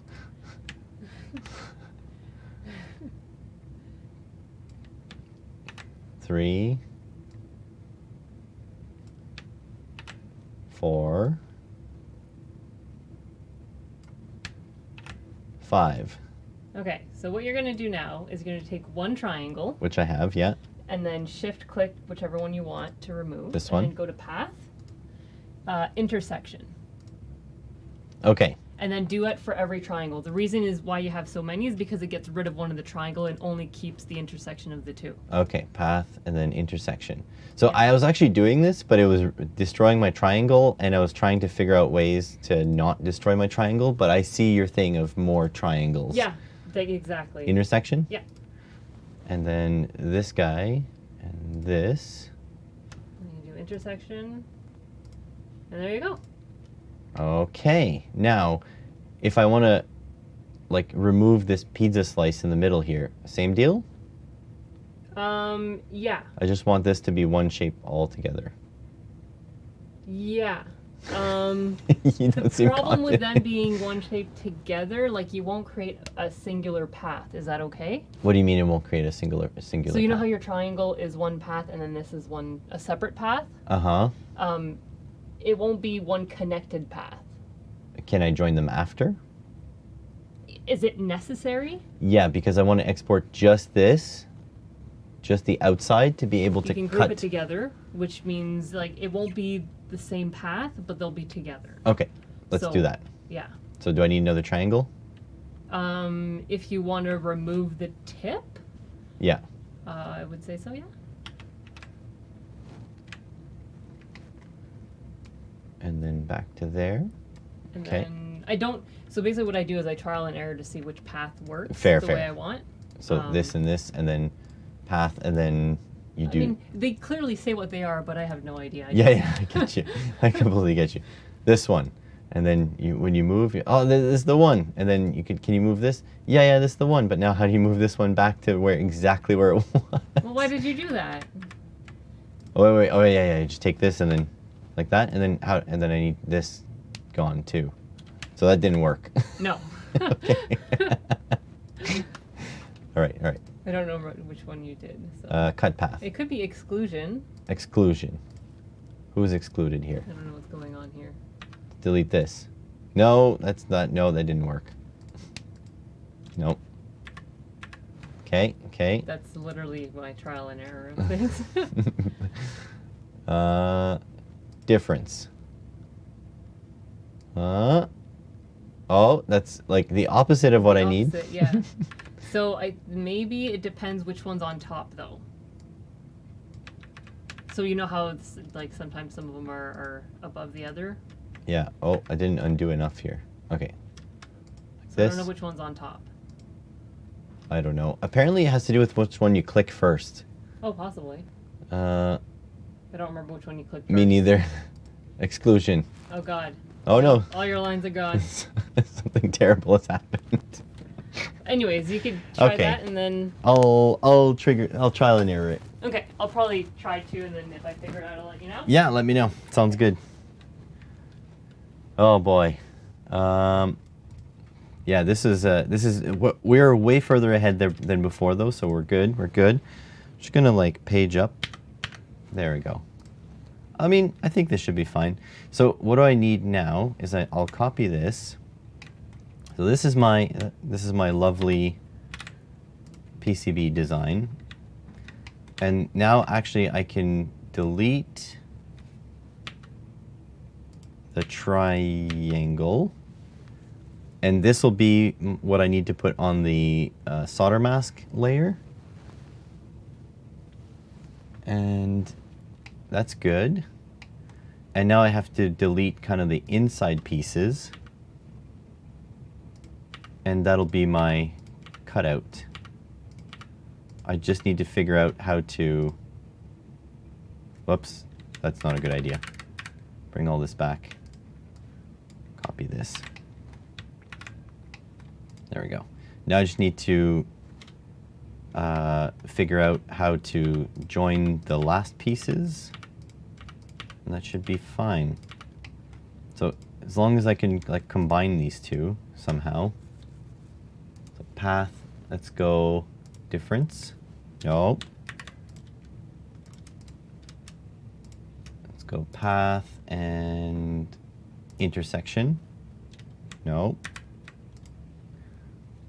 Same thing. Path and exclusion. Did that work? No. Path and division. No. Right click group. Right click group what? Like this is good. I'm good with this. Group. Group. This is perfect. Oh, you mean right click group these guys? Right click group. Yeah, so the problem is if I don't get rid of this, they might try to route this. They might try to cut this. All right, enjoy your tea. Like this, path, cut. No.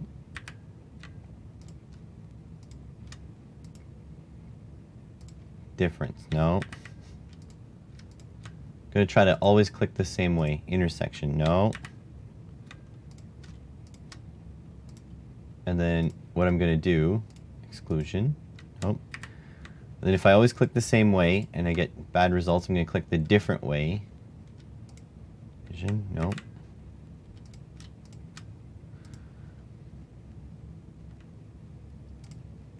No. All right, so now I'm gonna click the other way. Just delete it and draw an arc. I mean, the thing is I wanna learn. Nope, gonna click this one first.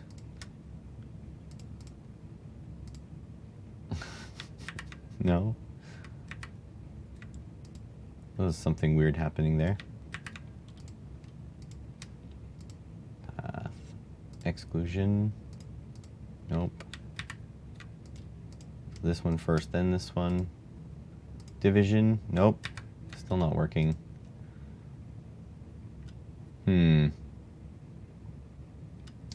Oh, I got an idea. What if we just do union? Path. Union. I mean, that's pretty close. I just need to get rid of this.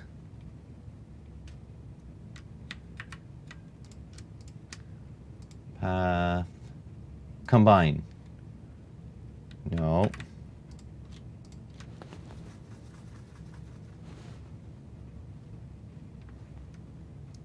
Path. I don't know.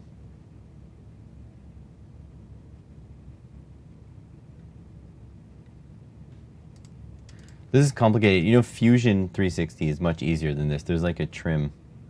Yeah, I wish there was a trim command. Is there like a search? Transform. Fusion is so good for these kinds of things, but can you export into like a PNG? Because maybe I'm doing this wrong. Maybe I could just be doing all this in Fusion, to be honest.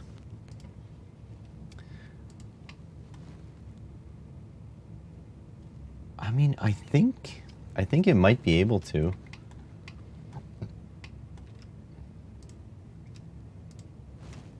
But I mean, I'm almost all the way here. I just need to do this. I just want to take this pizza slice, get rid of it.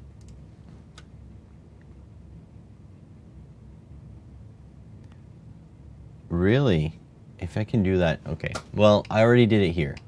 Right, this is fine. This works perfectly fine. It's just the outline I need to do now.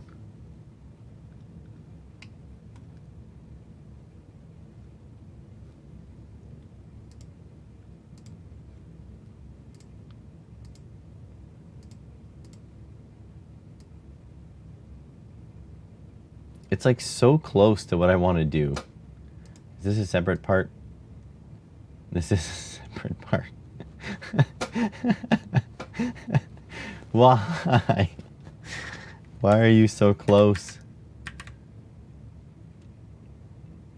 Like, is it so hard? Like, you think that the combine, right? Because if you look, or like, look at union, right? So you got the two pieces and they become one. Oh, there it is. It's union. You just have to put it in the right place. Oh my God, that was difficult. Done. We got it. So union did work, and Vero, it's because Vero was right. It does matter what layer it's on. Vero's always right. Oh my God. So there we go. So now, if I can pop that into... Vero's always right. But I was trying to eliminate things one at a time. I should have just started with what you said. Are these still separate? No. It's still grabbing something else. What's the other thing? Whatever. I'm gonna group them together. All together. Okay. So should be able to take this and export as. I'm gonna switch you guys away. Oh look, you're looking at my desk. Export as. I'm gonna bring them all the way up to desktop. And let's go holiday 1 cut, or holiday 2 cut. Bring it back onto here. Export. And then I'm gonna grab all these guys. Export as holiday 2 mask. And then export. And now I should be able to bring all this into KiCad, into the importer, image converter, load bitmap, and go to desktop. There's the mask. Open. Oh no, they're not filled shapes. That's gonna be a problem. Go fill them up. Back to here. Can I? Is there a paint bucket tool? Fill bound areas. Use like a dark gray.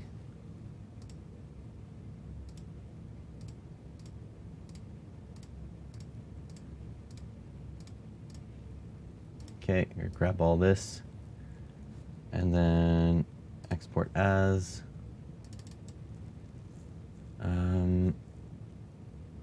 Holiday 2 mask 2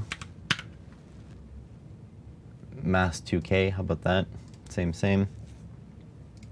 And then in KiCad, bring the image converter in. Load bitmap. Forgot to export. Oh no. What have I done? Export as. Export, yes.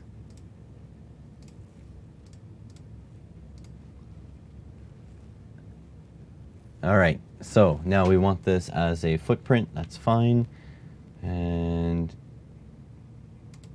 front mask, that should do.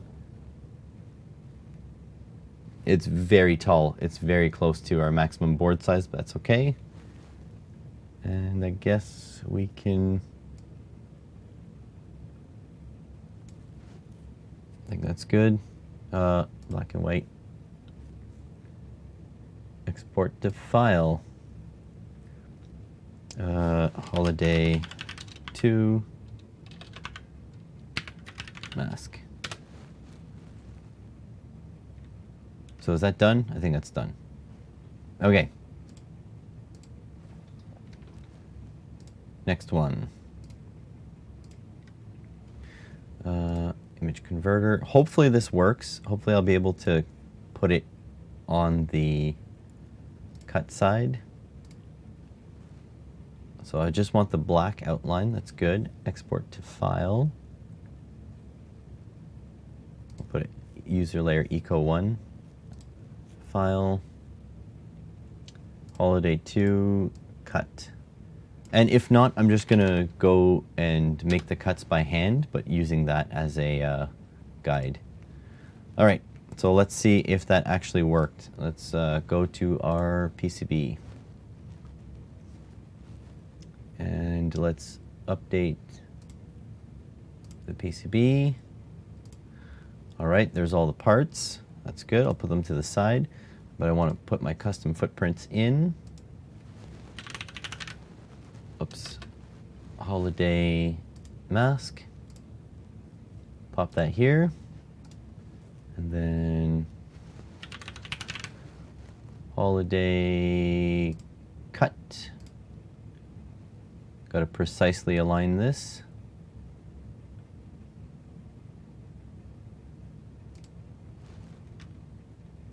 There we go. You literally draw in like MS Paint? Savage. I don't know which one. Sure.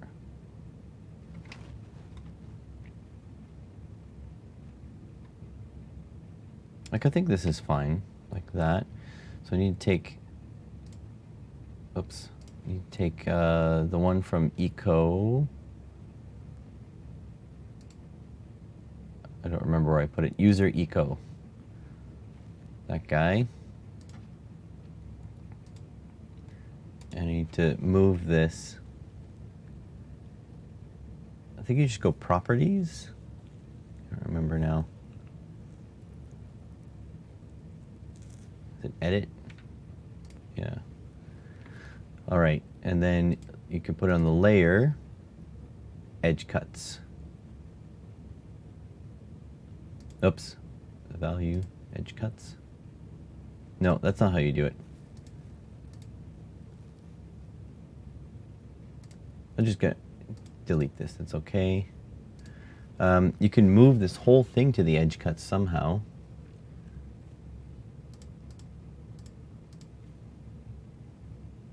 How do you move this to another layer? Because I don't want the value and the reference designator. I want to move the whole thing.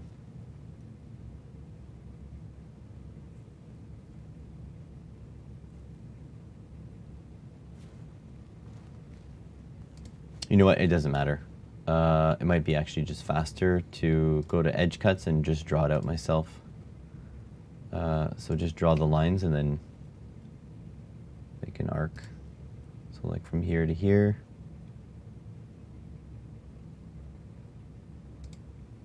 And then from there to there. Oops. And from there up to there. And then make an arc segment here and then around to there. Then if I hide this, that's pretty close. That's just freehand, that was pretty close. And then I go to the front mask and I should be able to move this guy. I'm just gonna tweak it over. Should be a way to, yeah, there we go.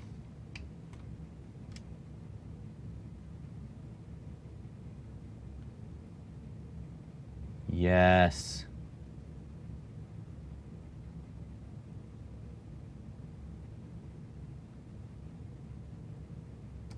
Sort of like that. There we go. Let's see. Let's move the parts now. I didn't notice that the parts would be so freaking big. The coin cell holder is massive. So let's see if I can pop it, you know, somewhere decent.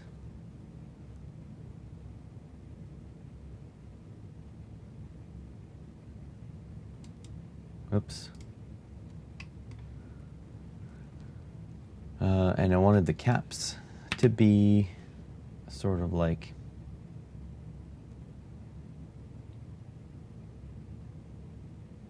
sort of acting as feet. So that one there. Like that one there. I'm going to center all these things after. Just trying to get an idea.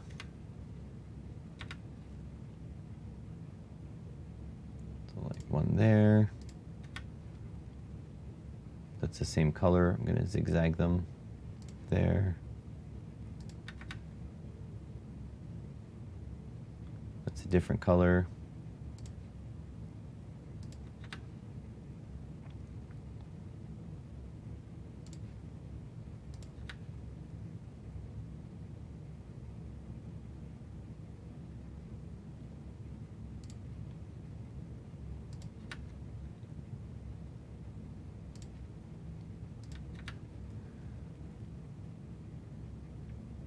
.90-degree angled battery holder stand. Yeah, I know. He did a pretty good job. Oops, I had a yellow LED down here. I'm just gonna pop this there. Hopefully, like, this cut is gonna be okay.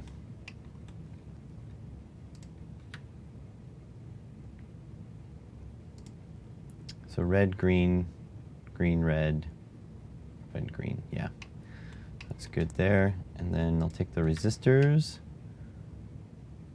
Pop that one there. Brian is big brain, so it doesn't surprise me that he does big brain moves. Should be okay there.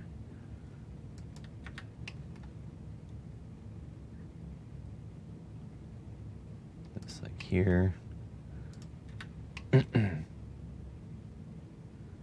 My transistor down here, probably away from the just gonna move it away from the battery box just so I have a bit more space.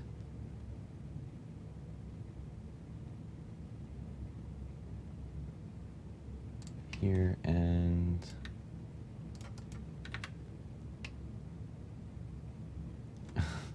I mean, you're free to pop whichever one you want in there. 3D viewer. What do we? Why? Board outline missing or malfunctioned.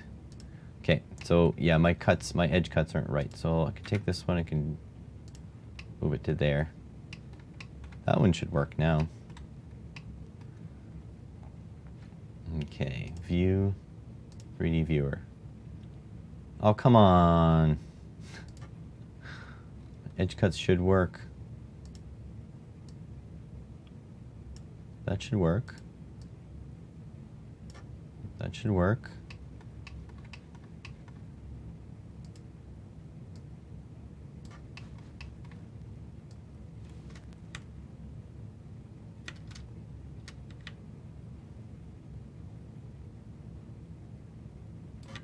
That's like a continuous polygon, right?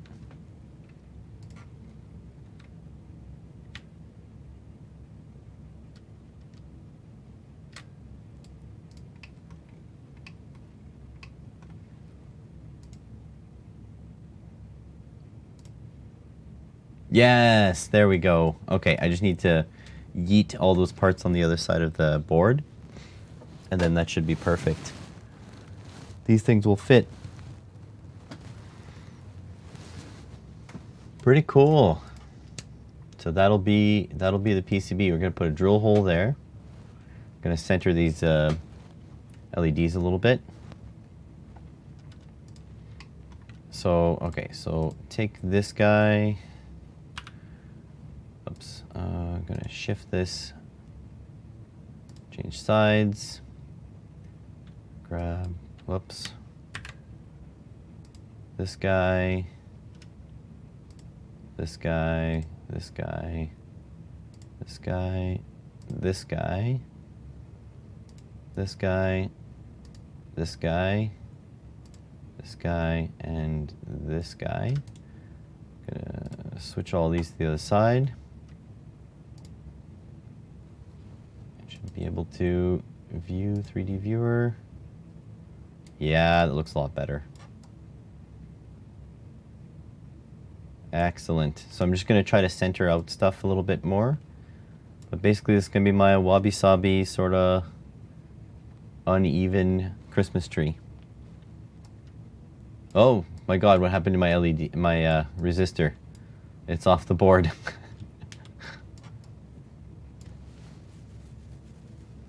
I'm gonna try to put my resistors and stuff at funky angles as well, so that stuff looks a little bit more like decoration.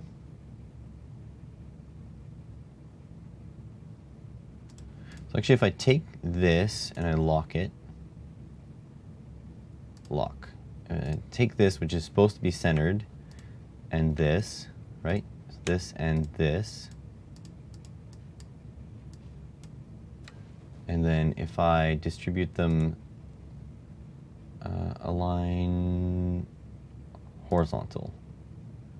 So that's good. So that's exactly centered, and I can move it up and down however I want. Actually, it looks pretty good vertically too. So that's good. This is also locked.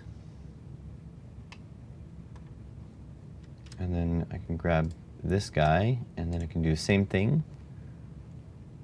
Align to horizontal center. That must be already centered. That's good. Oh, what happened here? Oh shit. I only aligned. Whoopsies.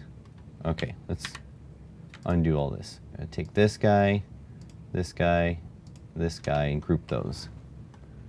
Put the resistors in the diagonal bands. I can. I can indeed. I don't know if I want to, but I can. So lock all of those. So grab this, which should be a group, right? Is this a group or is it not a group?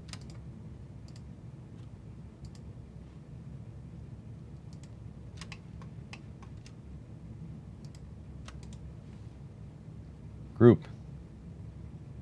Grouping. Group. There we go. Okay, and then locking. Lock.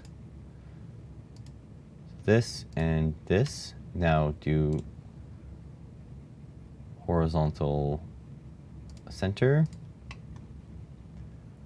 There we go.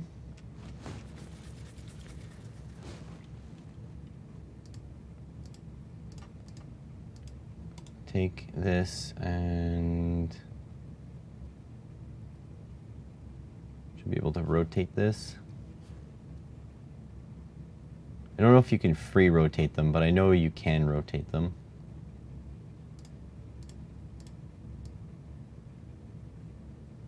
Like, yeah, I can pop it in there, for example. Like, I can grab this guy and I can lock it. As long as I'm happy with it. Lock, and then I can grab this guy, and do a horizontal center. So there we go, and I can rotate this a couple degrees. And then this guy here, I just have to freehand where they go.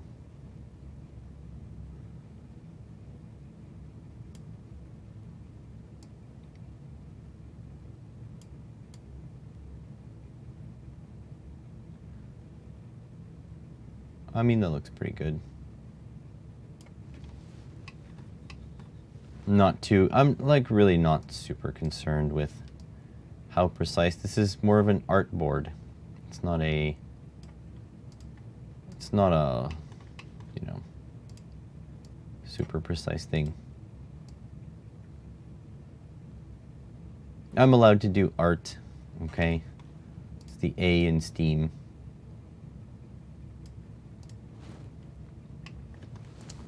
I am an artiste. Yeah, the traces will be another story.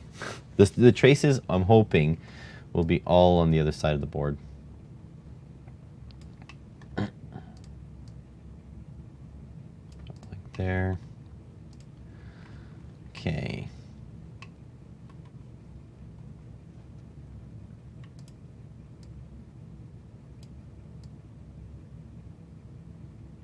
Gotta get rid of this ugly reference designator too. Edit. Go away. There we go. I can actually delete my original outline. Skip locked items. No, this. Go away, everything else.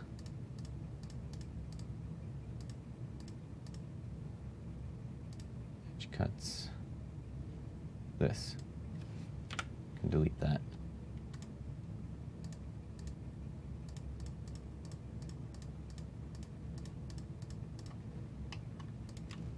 Okay, and I can move this guy.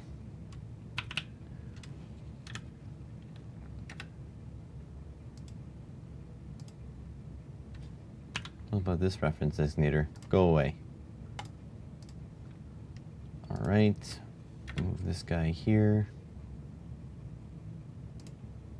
So like that, take this guy, move this guy here.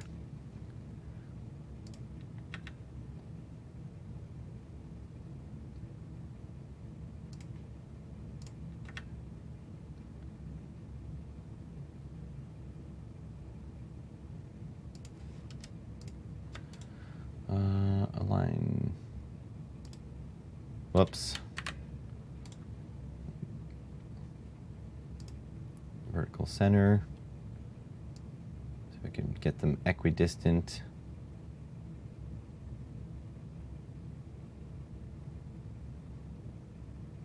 Sort of like that. There we go. Transistor. That has a lot of flipping. I don't know, maybe like there. Maybe like there.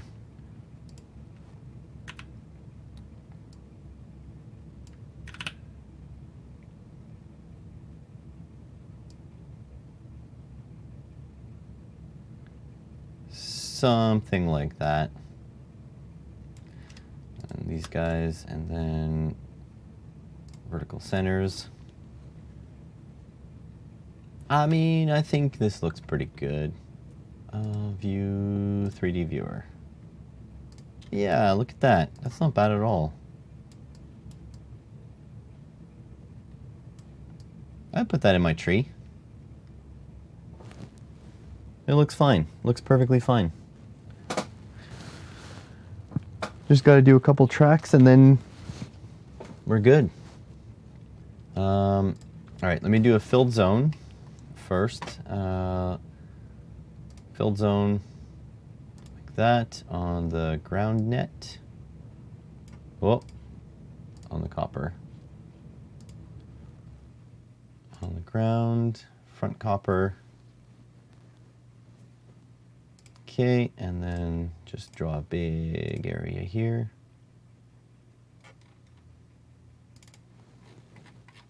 And then let's see what happens.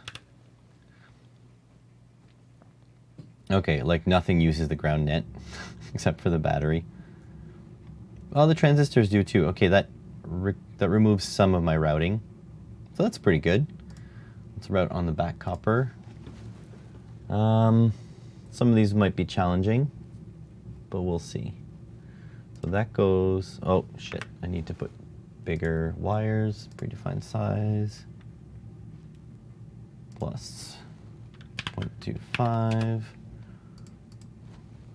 0.75, 0.75, 1, 1.25, 0.5, 1.75, 2. That should be fine. Start with 1 mil traces. 1 mil traces. Back copper. All right, let's do this. Do this. Pop around there. I'm seeing how this probably won't work. Can go under this way though. Already I'm seeing wires gonna have to cross over. Let's rotate this one. Move it to here.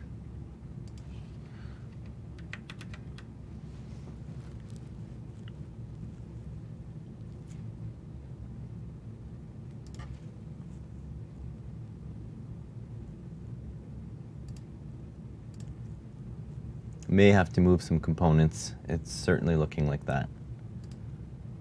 So like this. Let's see if we can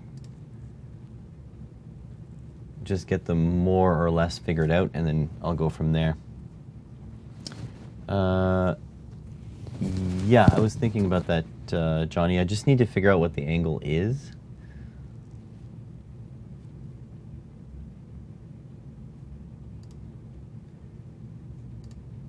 Oh, this is going to get nasty very quickly.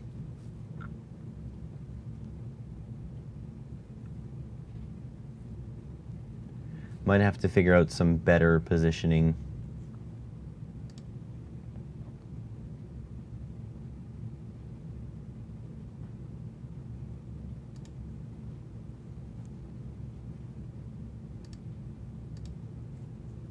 This one's completely trapped now.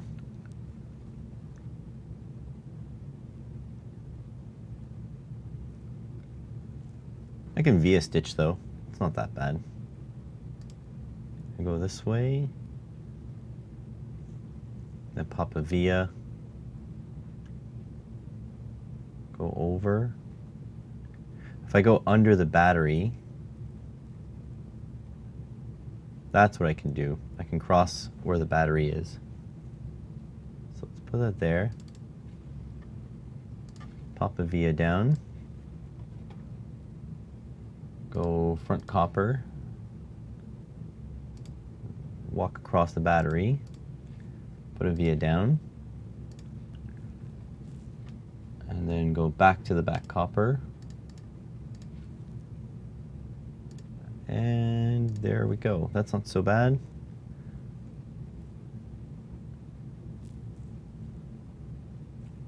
It can get hard to get over there though.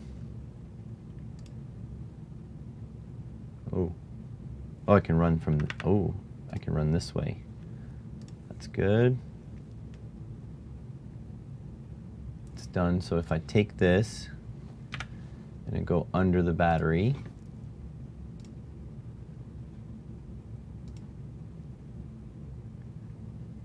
and around to here, then I can take this guy up to here, pop a via, crossover on the front copper, and then pop a via, go to the back copper,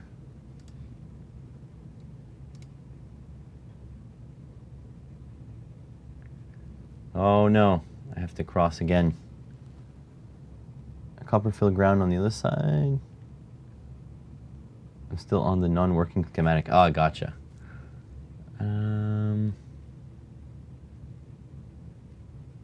Okay, I'm gonna need another via here. Oh boy, this is getting nasty, folks. Okay, let's go back to the back copper. I need to run one up this way, right?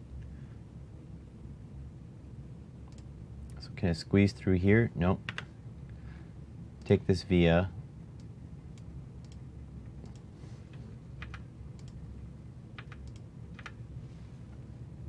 Okay, I'm gonna pop this wire up this way, pop a via in there, and then run to the top.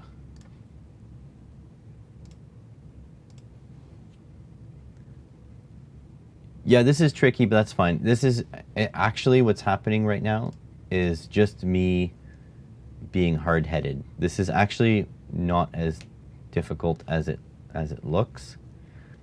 It's me being hard-headed.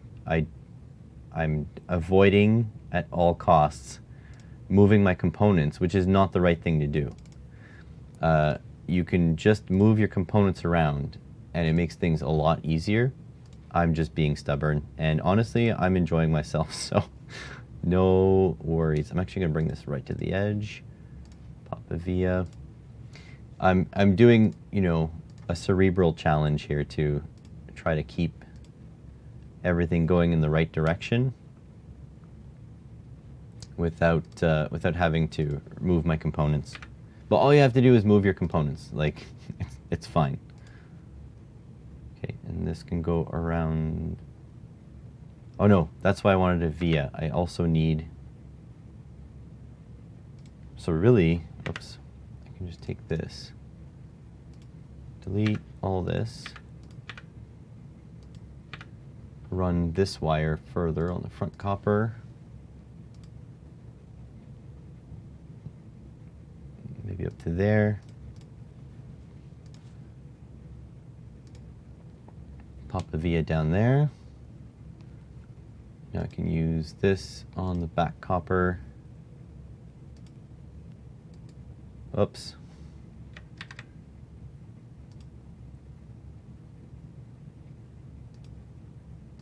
Like this. And then this guy can go up around here. I have to go all the way here actually.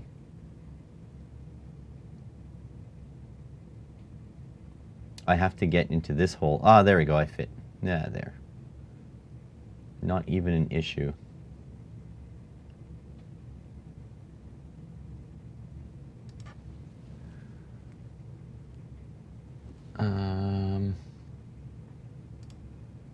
This is becoming an issue though.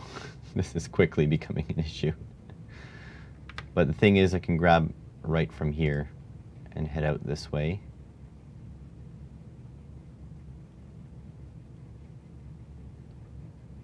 And go right up to here.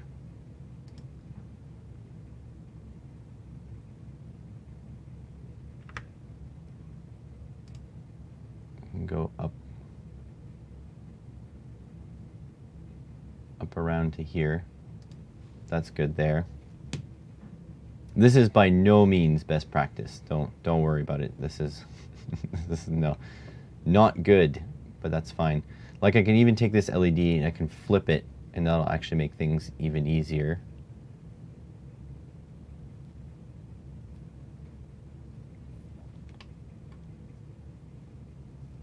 This will go here, that's fine. That one's grounded through there, that's also fine.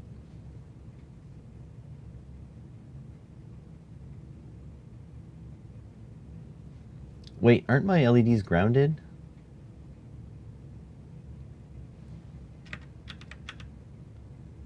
Why wouldn't these LEDs ground?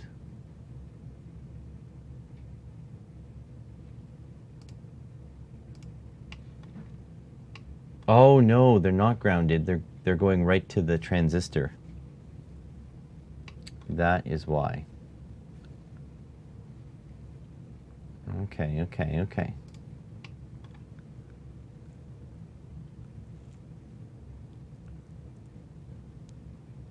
So really, if I move my transistors up north here, I'd be in better shape.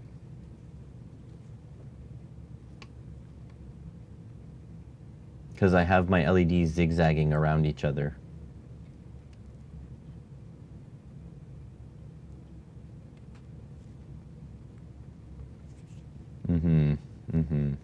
see, I see.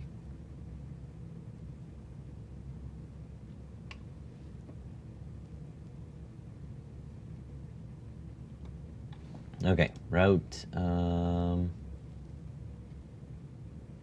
place. There's a way to unroute all this stuff.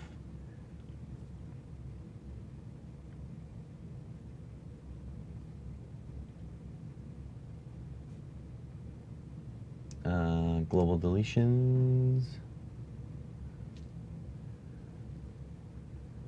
Tracks and vias. All layers.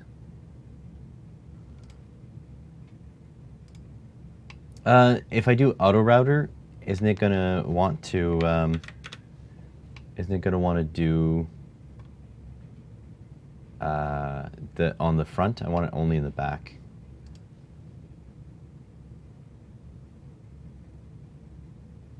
Where is the auto router anyways? I've never used it.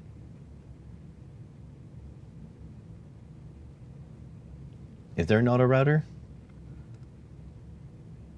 Oh, what's this? Okay, so what I can also do is I can use much smaller tracks. Might help as well. Top plane and allow the others on the bottom plane. I don't want the transistors on the top, because as you can see, my design is very aesthetic on the top. So yeah, I want all the stuff on the back.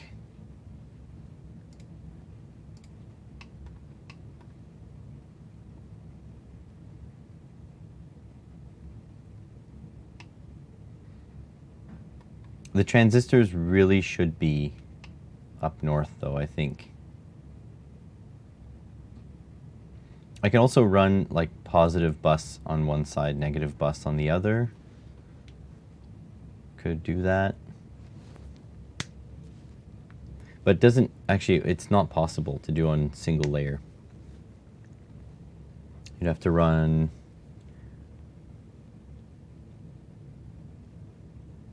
actually, it might be possible.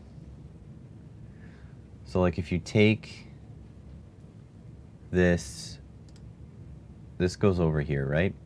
So let's say we go to here, this again to here, and then you run these together. Oh no, they're different LEDs. Dang it.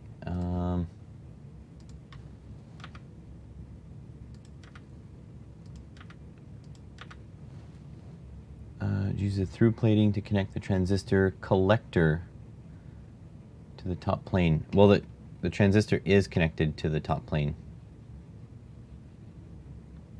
Right through here. That's the emitter.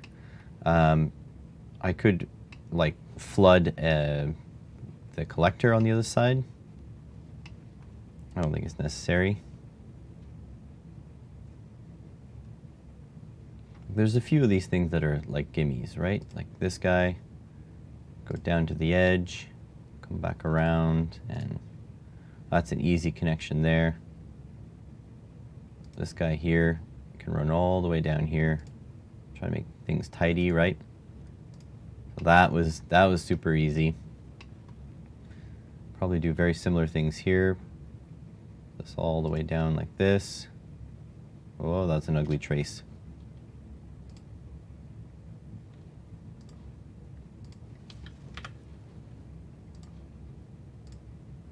Try to get more space, you know. This guy here, run like this way. This guy here can run around to there. So those are all connected. Now the issue is like this guy needs to be connected here, which we can do. Right, and then this guy here needs to be connected there too. That's okay. This we can run across, sort of like this. And this guy here can run across, like that. So then all those LEDs are connected. Where does this connect? Oh, back to that resistor here.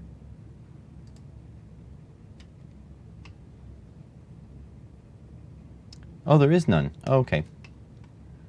Well, I'll be darned.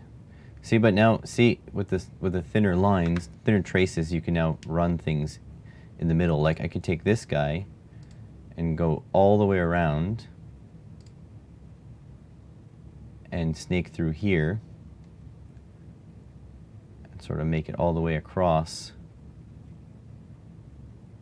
to here. It's bugging a little bit, so I can just kind of finish this line here. Oh, we got to be careful with that positive though. Positive needs to cross, but that's okay. It's it's at the battery, so I can run that on the front. That's not an issue. It's an ugly line. How do you go back one? Oh, whatever. Just do it like this. So see, that's you can run in between here with thinner traces. Even like I go around like this, right? Go right into there.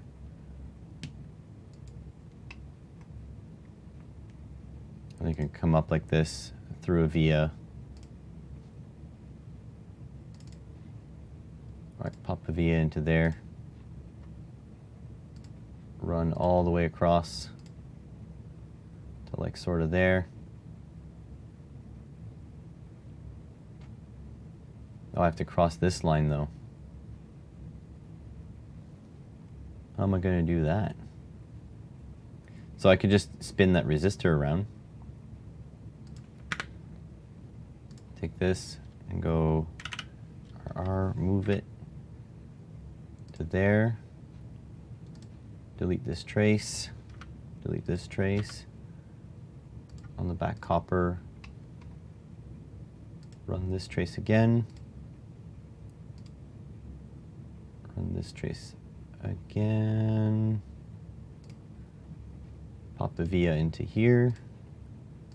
Grab this and go right there.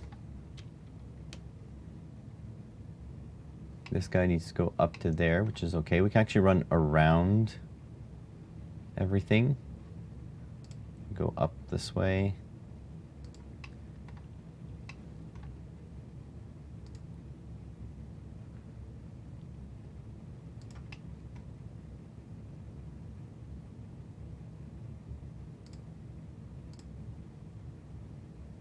Sneak around there.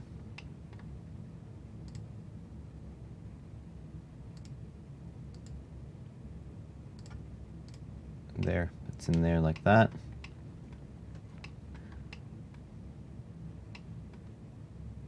Gonna need to cross over somewhere here though. Go up this way. Can't cross. Q1 collector on the top plane, Q2 collector on the bottom plane. So yeah, you can do a bottom plane. I think the issue though,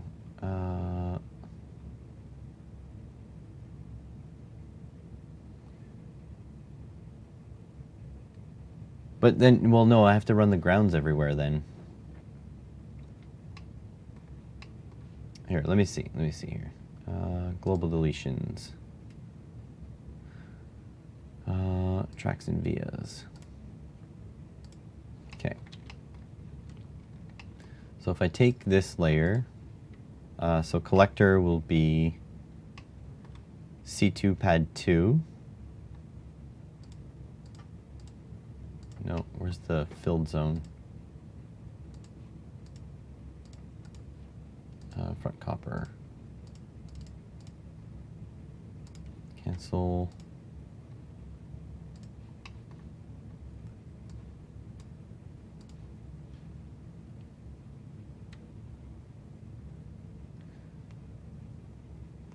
C2. Wait. God damn it, stop it. What do I want? C2 pad 2. So front copper, C2 pad 2. Okay, go like this. And then gotta take this one and we'll delete it.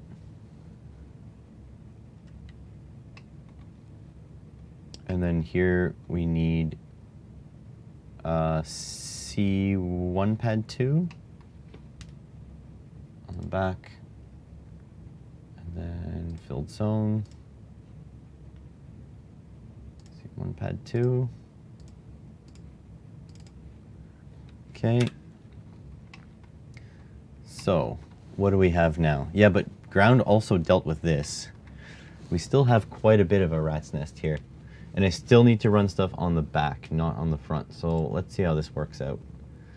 So I've got to connect the ground. I'm going to go around. Still need to connect the positive. So let's see. If I just do a rough, starting with our stuff here.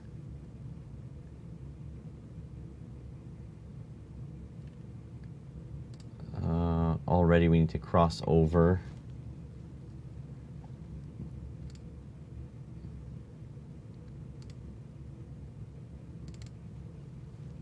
And this guy also needs crossover.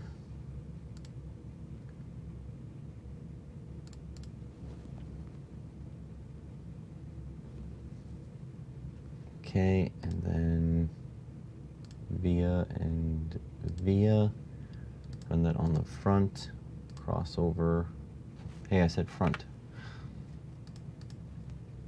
Crossover this way.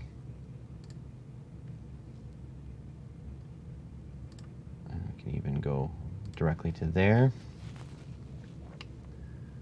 I need to run that all the way up there too. So let's try that. Back copper, ground, sort of.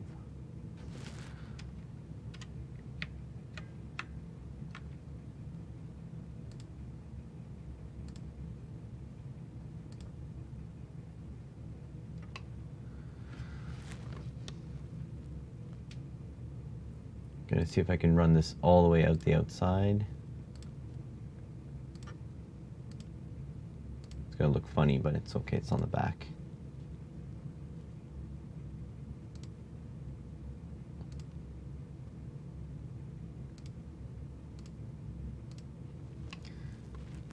Okay, same thing. That's all connected now. Let's say this goes here. It's got to go around.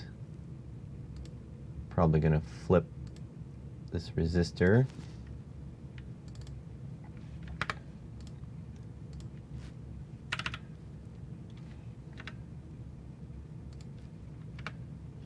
Okay, let's grab this guy. Pop it over here. Still need to zigzag these two. That's not super helpful. Can go up and around though to get to this guy. Sort of like this.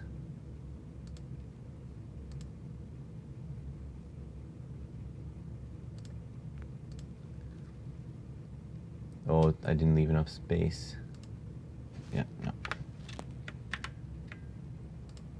Go thicker. Go really tight up around here. Stop it.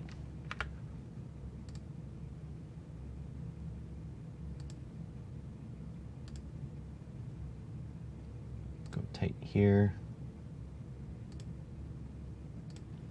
Like that. Gonna have to rotate this LED. And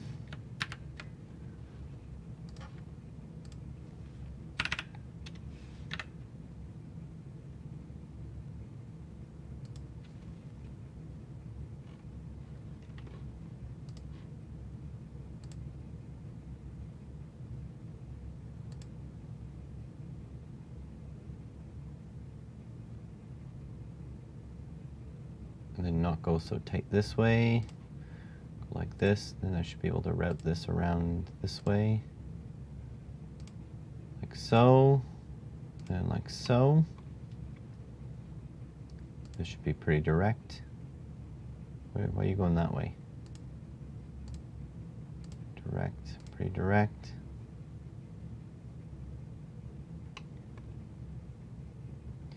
This guy, go around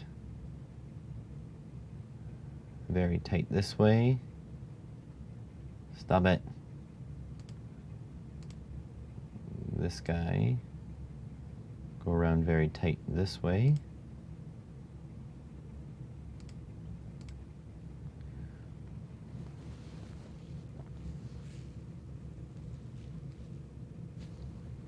For the yellow LED at the top, just route positive, negative, up the front. No, nothing up the front of the board. Plus, I've got it routed already.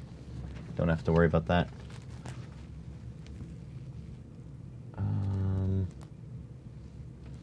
This is actually working out not too bad, so I'm not actually super concerned about it.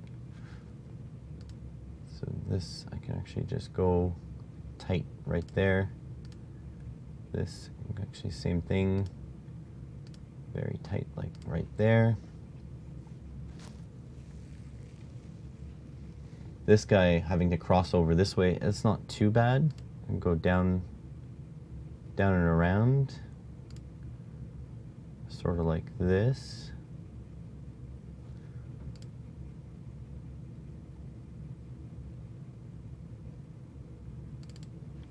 Put a via. Cross in the, whoops. Cross on the top. Sort of around to here.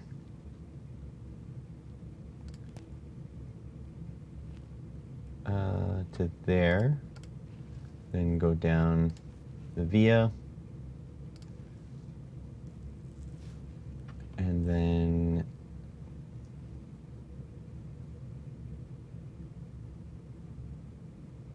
oh, what am I doing? I can't run behind the battery. The battery is on the back. The battery doesn't hide anything. What am I friggin' doing? I can't use the battery to hide things. The battery's already on the back.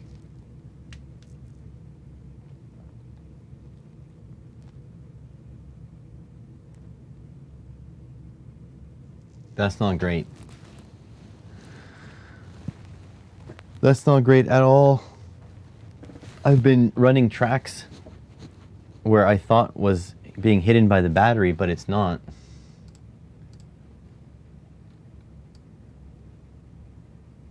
For whatever reason, it's not showing the tracks. Shows the vias though.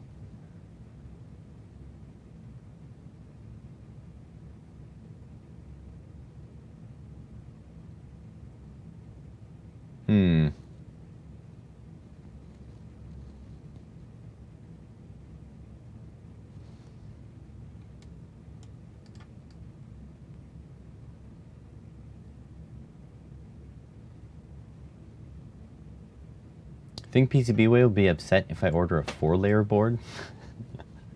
Kidding, kidding. Oh no, what am I gonna do?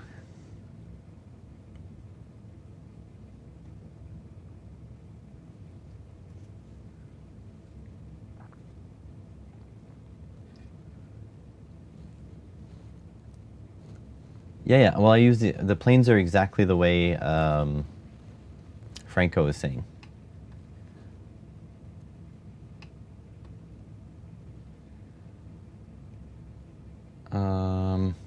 All right, I may just have to move some stuff around.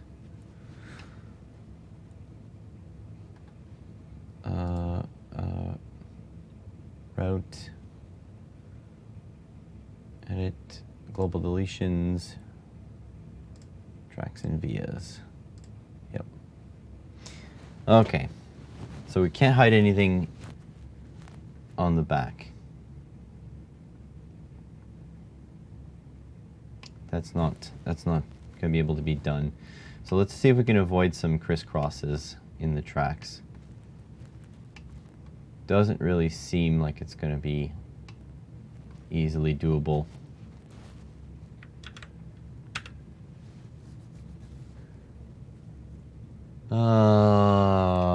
No.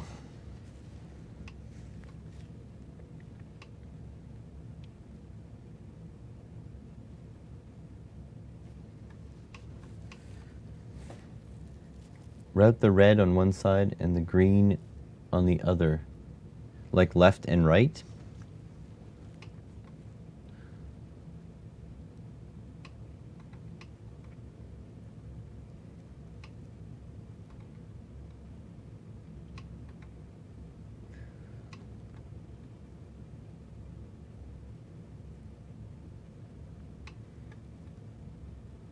Where does this go? This goes right to the LED. None of this is at the ground plane now. So it's not like I can just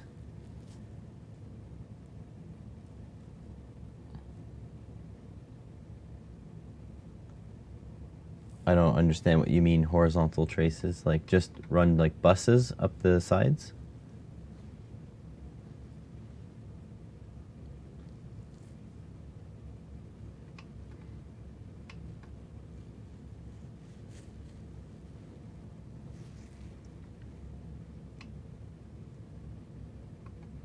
I need to move my resistors down then. I need to move all the resistors down here then. That's kind of the only way to make it work.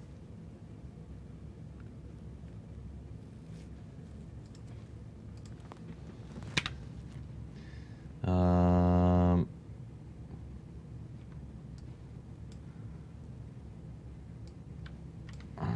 90. Oh. 160. Nope.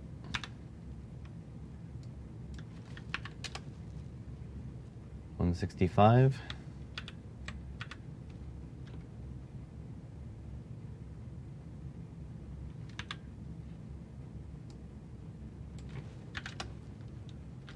Whoops.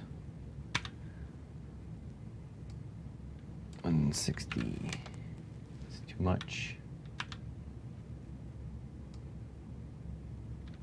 62. Trying to figure out about the angle they're supposed to sit. 63.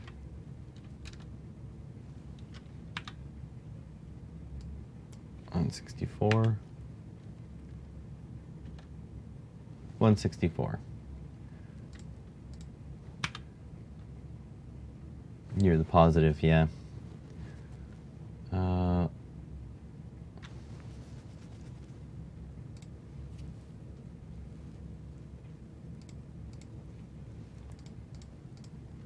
Minus 164.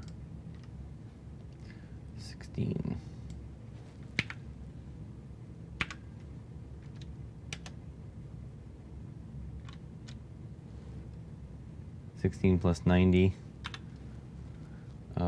106. Nope.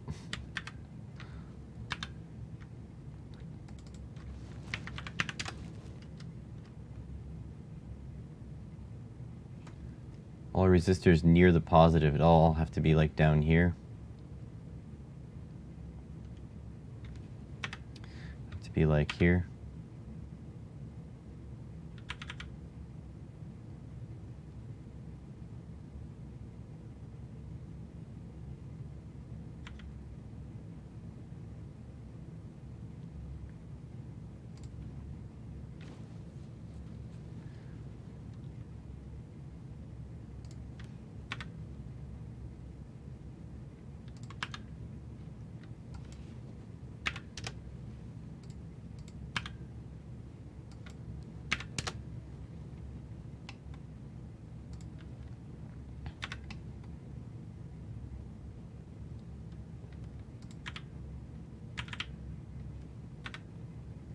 So all the resistors will have to be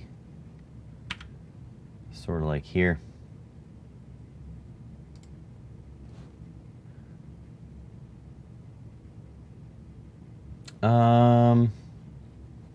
Well, I used to make a lot of surface mount boards, but people complained that it's much easier to build through hole. So they're all through hole now.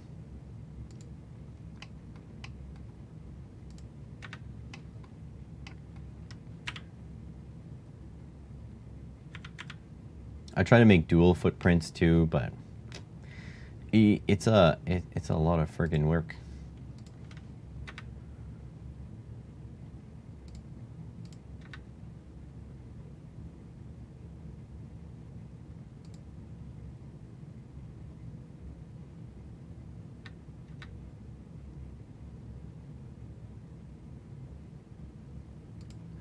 All right, so I got these three. Move these a little bit like there. They're gonna be a little bit ugly, but that's okay. These guys will be a little bit more shoved in. Okay, so you got that. So now all the positives are very close to each other. I'm gonna horizontal align them. Line distribute. Oh, vertical align them.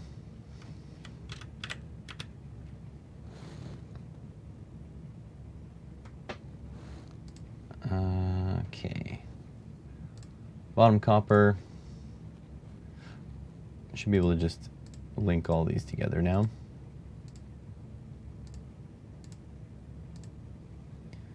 Okay, it's good.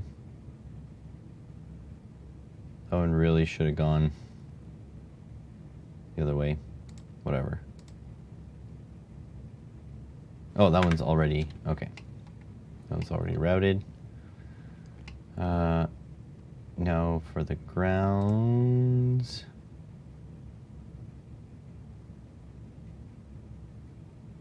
Hopefully nothing needs crossover.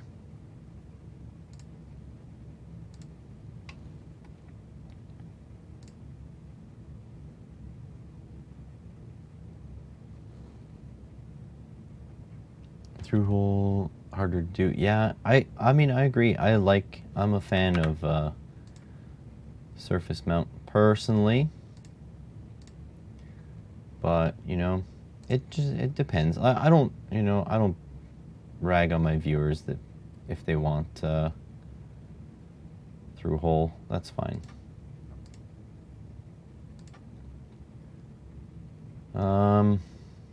This guy's already routed, that's good. This guy needs to go out.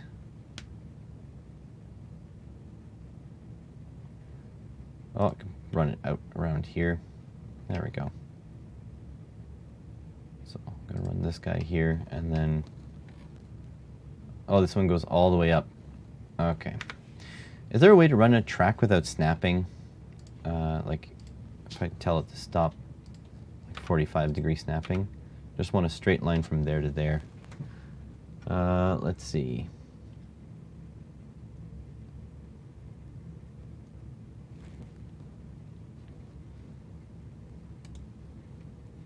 If I take that.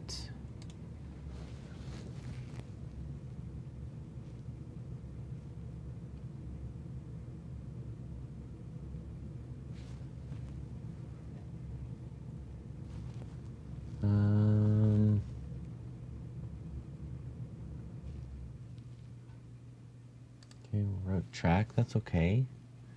But I don't want to like zigzag all the way up. I just want to go in a straight line to there.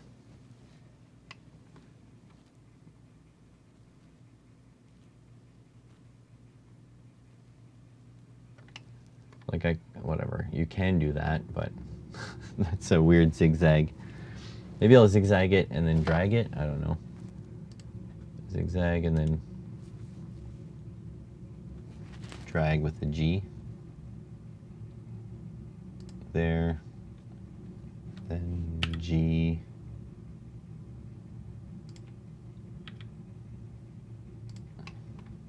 There we go. That went all the way up to there. Hit R while routing, I'll check. Right, what am I gonna do with this guy though? That ground is actually very pesky. And there's two that need to leave this thing. So what's drag with D? It's D, okay. So like, I can pull this up like this and pull this down. Sort of like this. And this guy can snake out. He should be able to snake out here. So I can get one out. Can I get two out? I don't think so. I have to go really narrow. Oh, the track's too fat. It should fit. Okay, well, this ground track is going to be slimmer.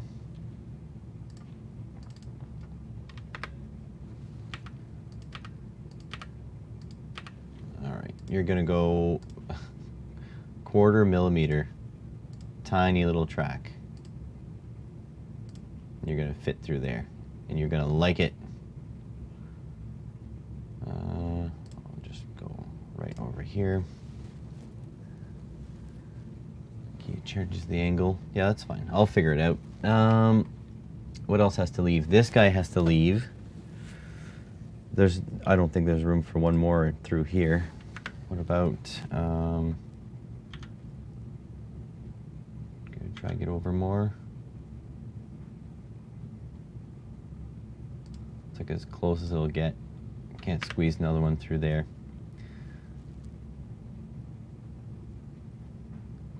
Well, this had no reason to go this way. Move it like this, but then that doesn't help.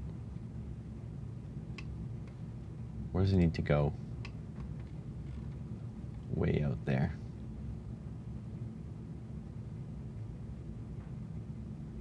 Okay, if I drag this, drag this, drag this, grab this. Oh, I can start from here. I can drag this. There we go. Out it goes.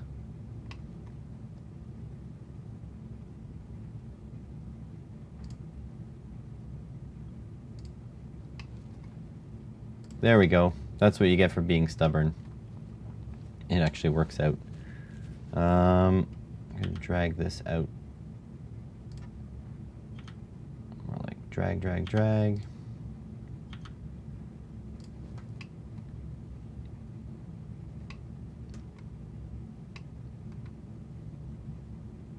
Just go across.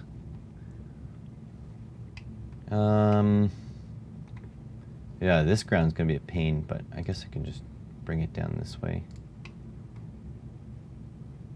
All the way across.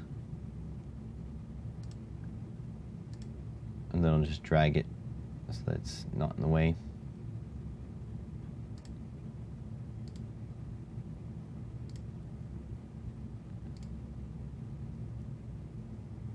In case anything has to escape here. There. And just drag this. It's like making the friggin' software chug.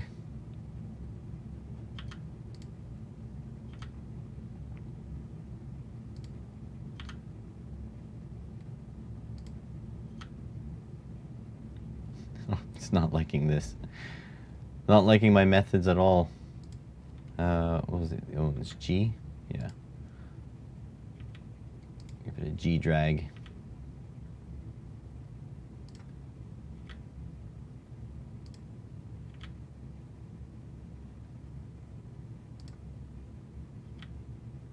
Hopefully it's not too bad being that close. Gonna push PCB ways tolerances to the limit.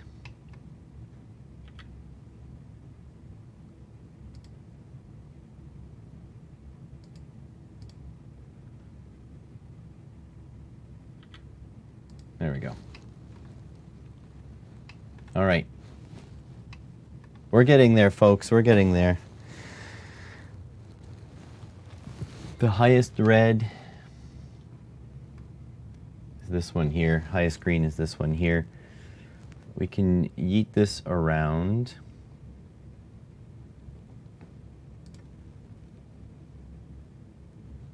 My God. KiCad is not loving me. Look how laggy this has become.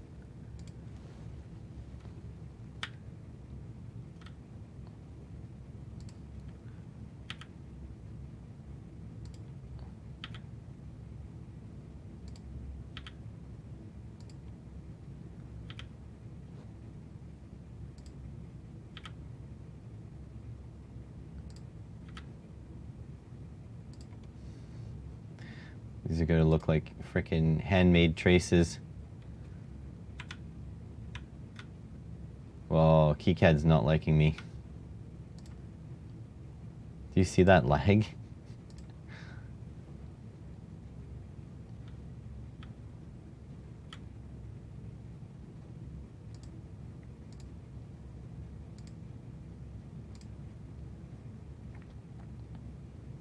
Come on, just get in there. Wow. Pushing this software to its limit.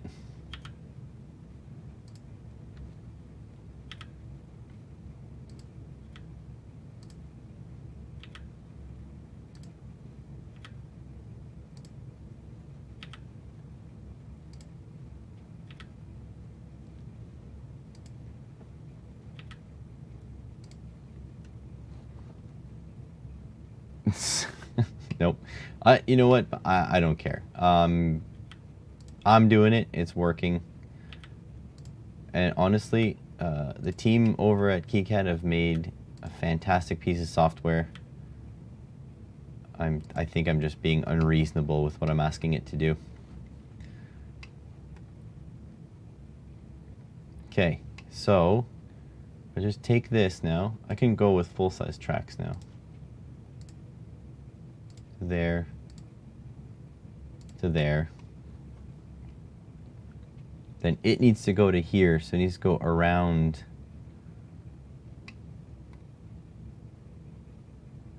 this pad here, this guy, to here.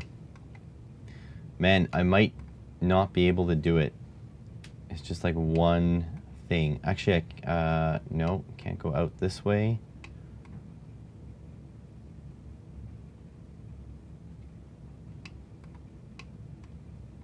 How do I get here? Oops, did I accidentally hit G? How do I get here? I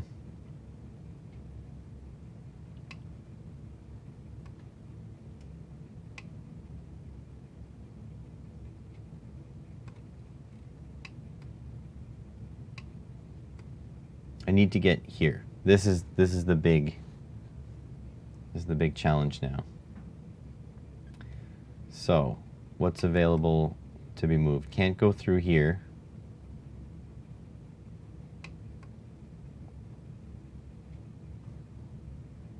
This transistor footprint is just way too tight. Can't get through there.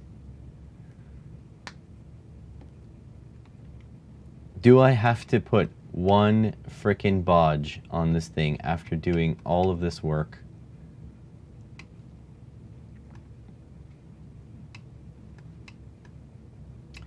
Because to get to here is easy.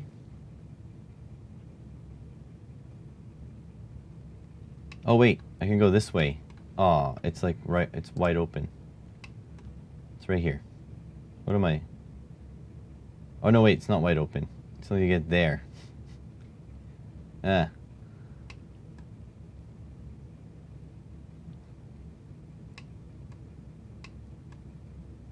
And I'm like one bodge away. I might just put a pad here and then just jump it to there. If I flip that LED, if I flip this LED, it might work actually. I grab this guy.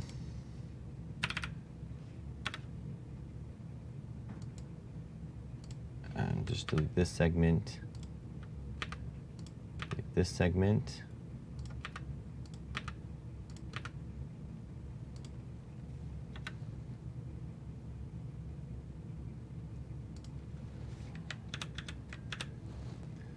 Oh no. That just destroyed an entire island.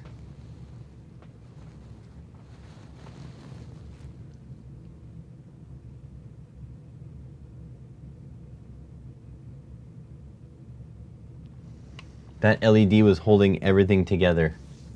That LED was literally the reason for everything working.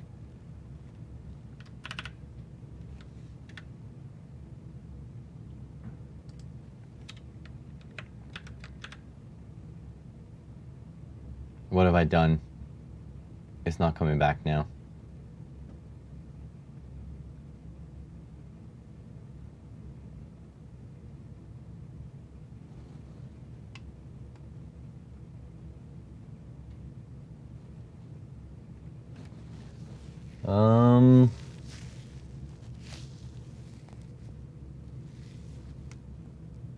We have broke everything.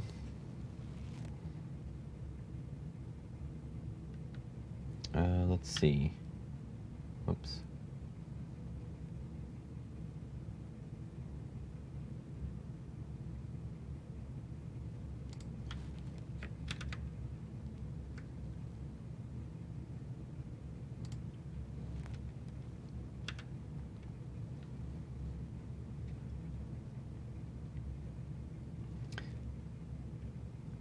I think what's happening is that the zones used to fill through wires and through LEDs and not anymore.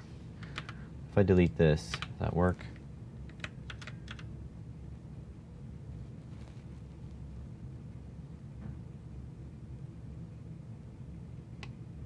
It's not a good sign, folks.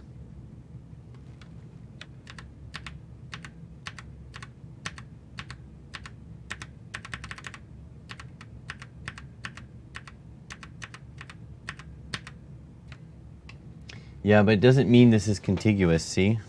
Control B. Yeah, it's not contiguous. So yeah, we did break a couple things just by routing tracks. It borked a few things.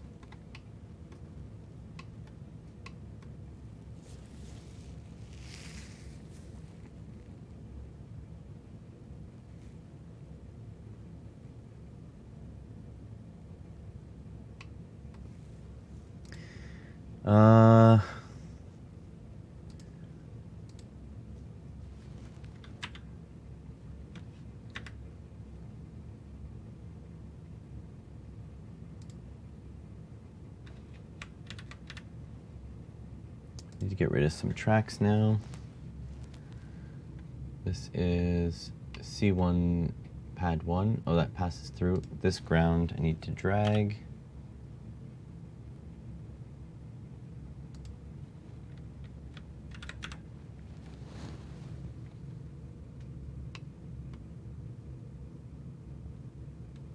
And this is not connected anymore.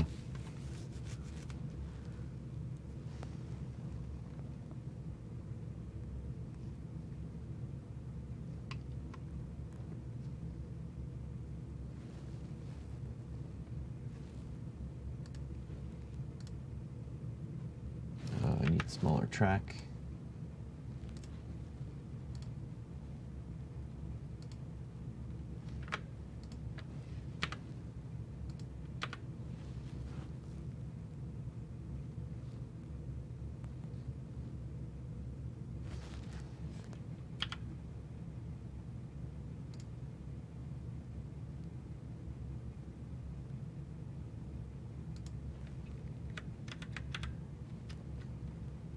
There's nothing to link these two together, right? Usually when it's a ground, you kind of got a lot of stuff.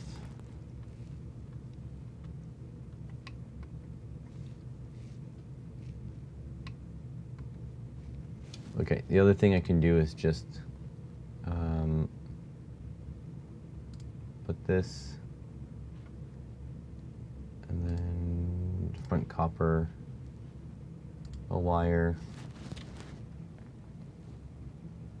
Let's say to here, and then I'm gonna drag this out like this.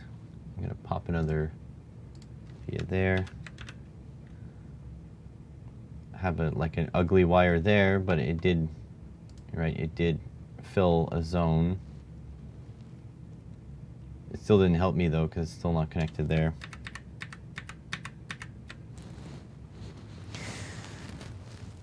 Dang, folks. I don't think it's doable.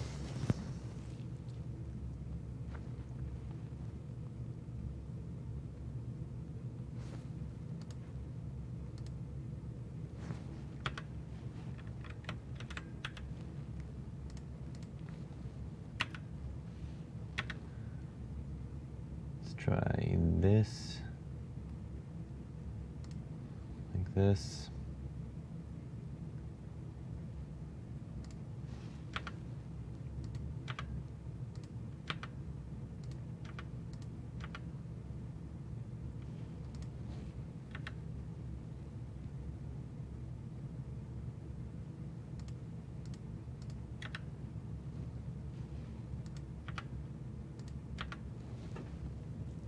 Yeah, it's a bit frustrating. It's okay. This is kind of what I get for attempting to make something complicated. This is still disconnected here. So I don't think that actually, I don't think the capacitor rotated this way helps us at all.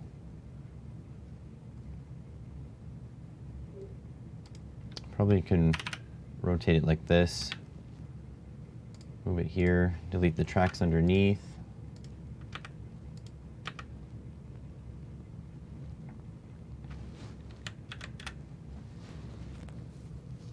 So that is now connected.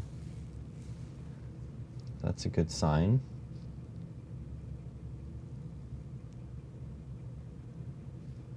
But as soon as I run this track, so like this to there, this to there, it's still not connected to there.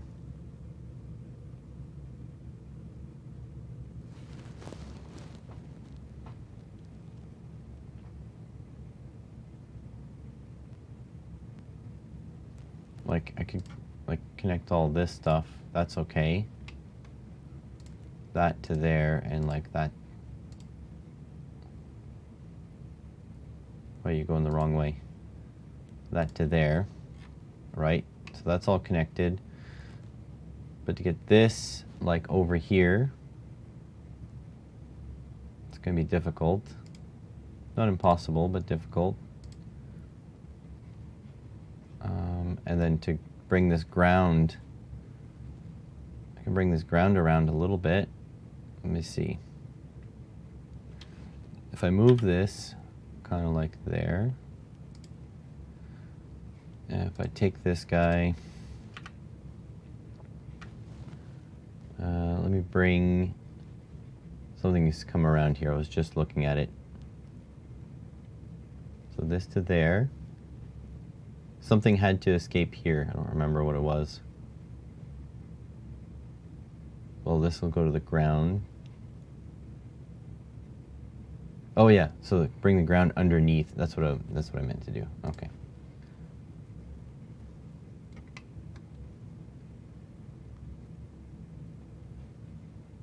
So yeah, this ground will have to come up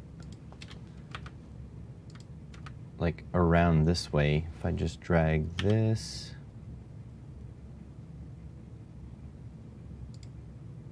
and drag this like this, so I can take this ground, go all the way around. So that's okay, but it's this guy will then have to cross to get to there.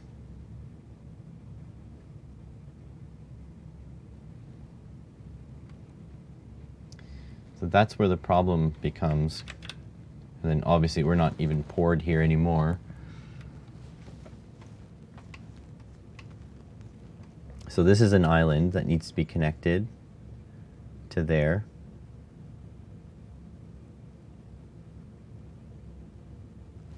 If I drag this, if I disconnect this,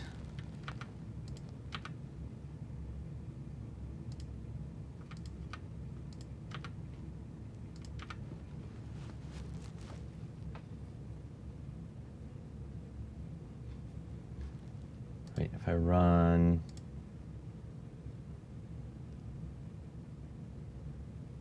that needs to be connected.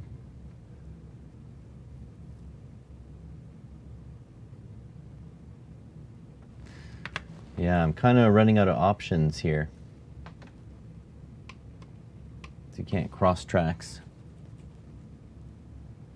Moving the transistors to the middle of the board. Good night, Johnny. Thanks for being here. So taking these transistors, putting them like here. And I don't hate you. Like, it's 4:30. I should get this done as soon as possible, right? Let's go global deletions, tracks and vias, all layers. Yep.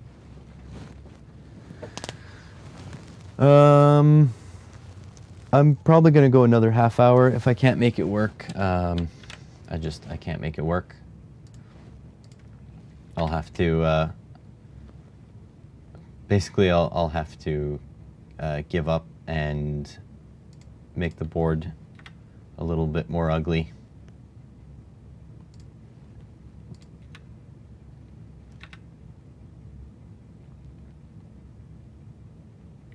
I mean, this really doesn't help because I still need to run the positive pad. You know what I mean? I can run like the grounds here.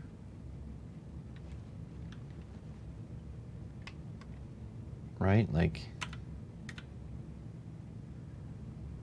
so if the ground sits up there, I can try that.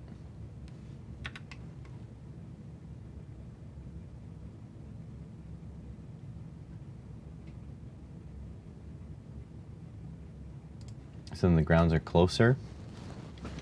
Can try that.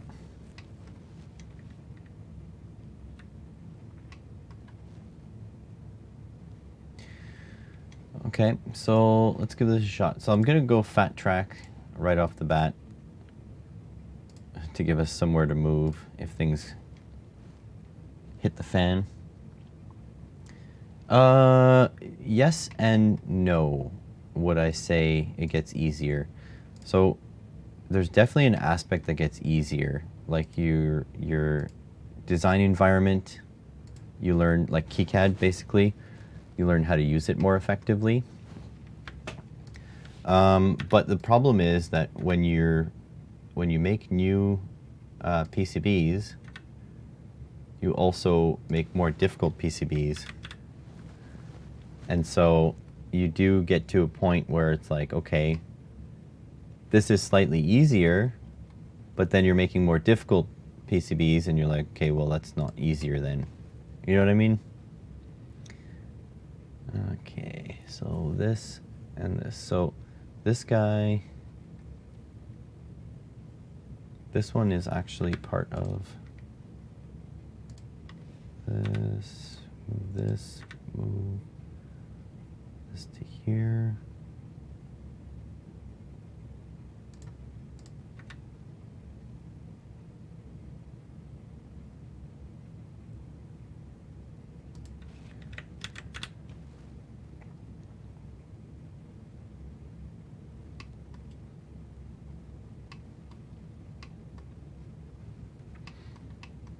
So yeah, like I know better how to use my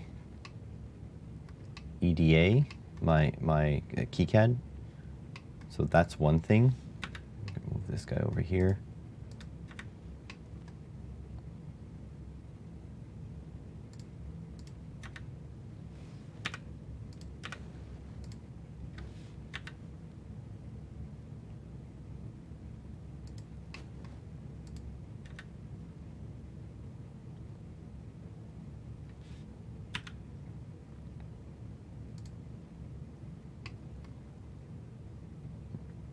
Oh, there was a reason I had that one there. Where does this go?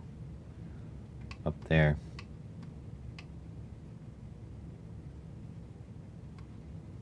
Where does this go?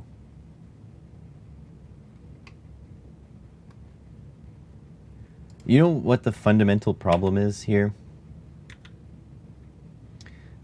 I think the fundamental problem is that this circuit, the one we're using, has a crossover. It has wires going from one side to the other. And so the fact that I'm trying to do this without crossing wires over is very telling. Okay, so that's connected. I'm going to take a wire 0.5, small wire, run a small wire underneath this way. I mean, if you look at the design of the circuit that I'm trying to build, it has a crossover. And I'm trying my best to run everything without crossing over.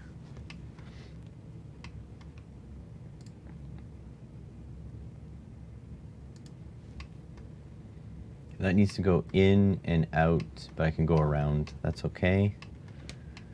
Does this one go all the way up there? That's good. We'll do this one here. Short, just narrow track. Like this, and then, whoa. This poor software.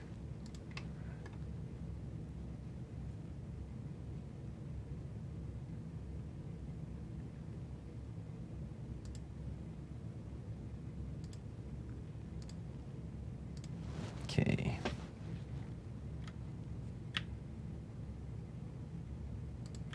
Move this out. Oops.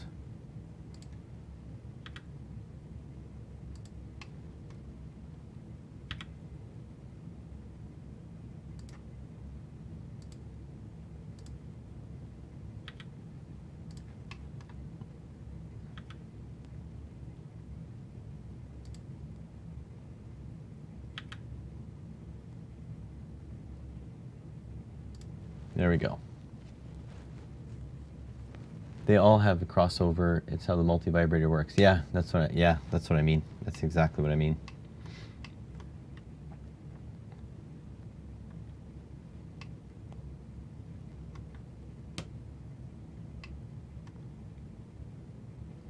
Okay, so if I take a small track, I can go inside here, but I can't go there. But I can go out and about. Is this one connected? This one's connected. I'm just gonna actually just follow this guy up and around.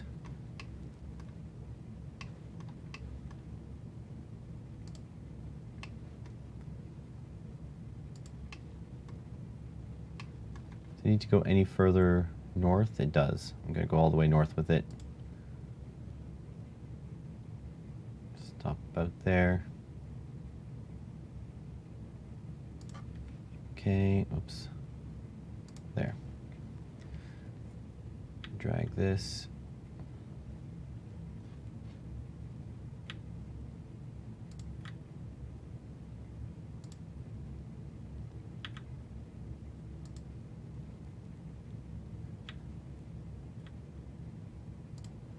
This. 2 link wires on the back. I'm trying not to.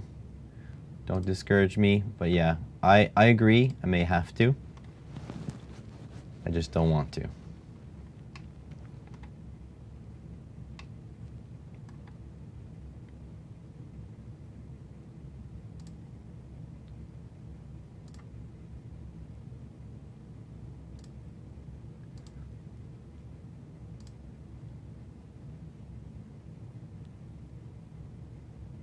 Maybe there, and then come back around to there. Drag this guy over there. This guy over there.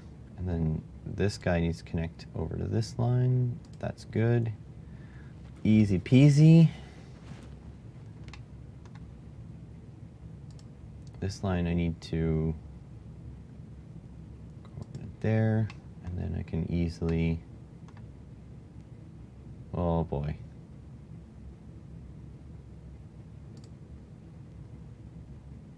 there. Go to here.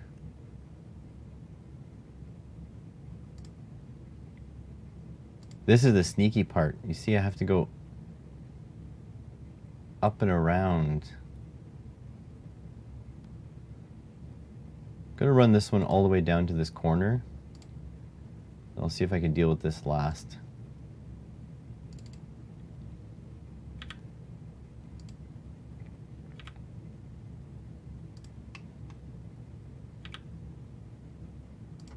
It's funny because usually I just use ground pours, so the ground is like not the issue, but this time the ground is the issue.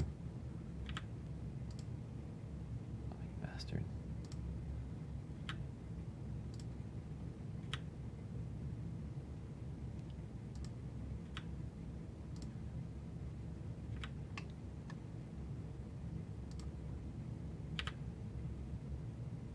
You know what's funny? These were supposed to be super simple holiday PCBs just for fun.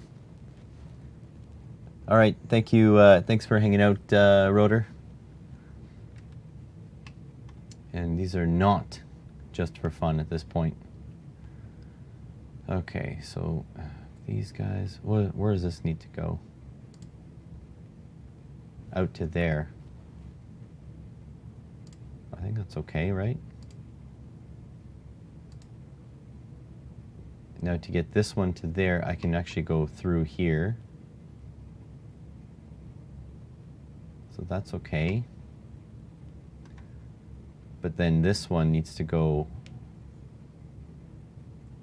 through somewhere too.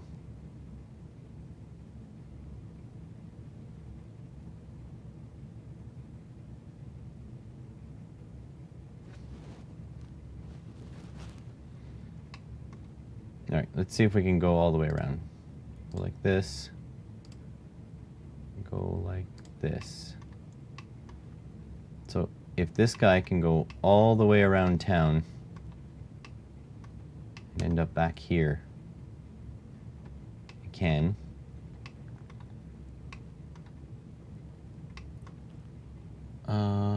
Two wires going to the battery, twisted into a loop.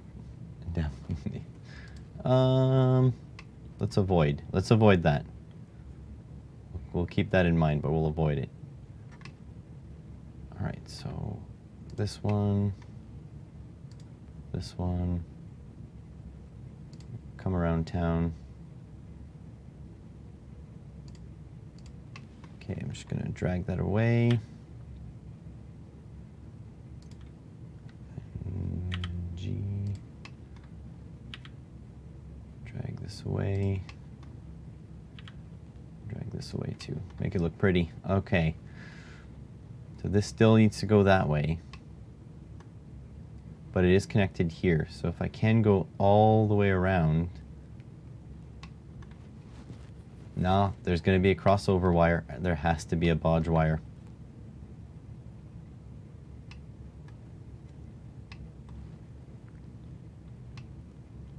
There absolutely has to be a bodge wire.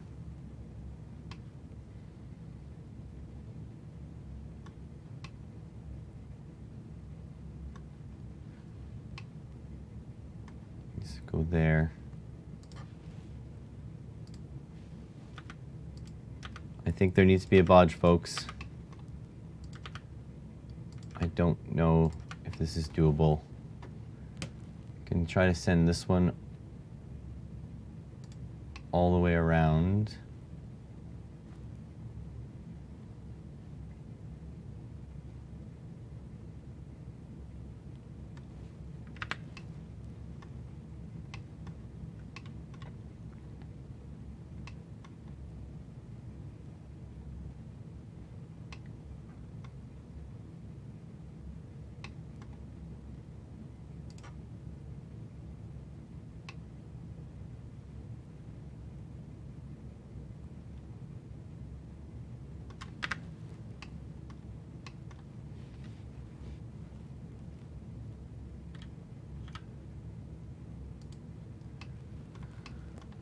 It's not looking good.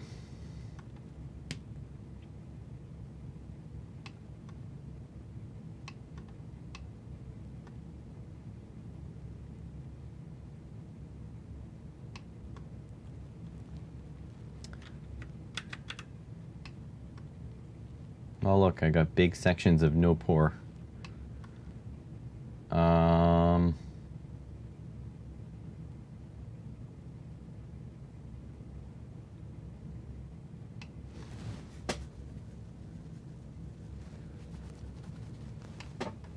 No, I may have to bodge. I don't want to bodge. That still needs to make it there too. To the ground. Like I could sneak a tiny, tiny little wire. That's not tiny. I can sneak just the tiniest little wire out and around like this. I can go all the way around here.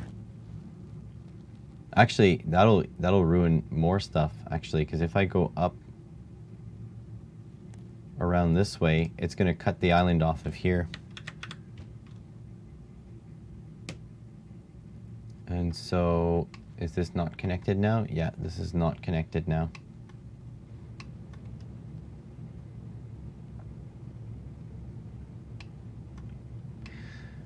It's not doable.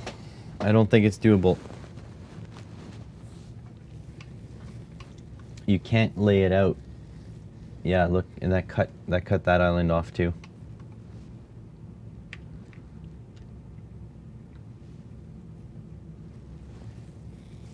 It's not doable.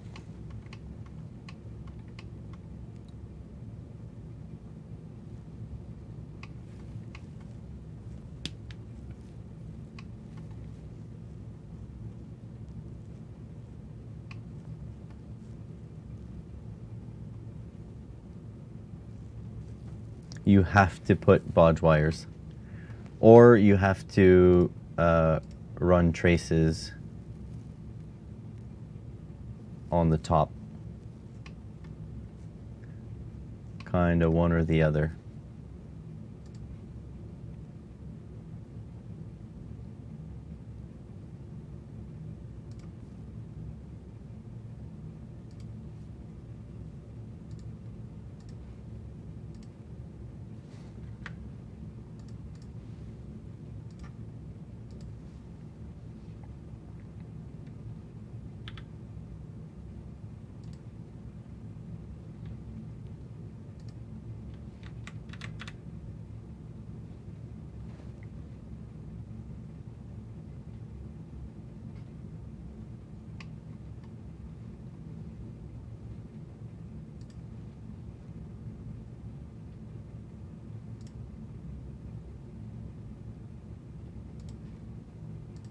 Yep, that's a shame. Oh well.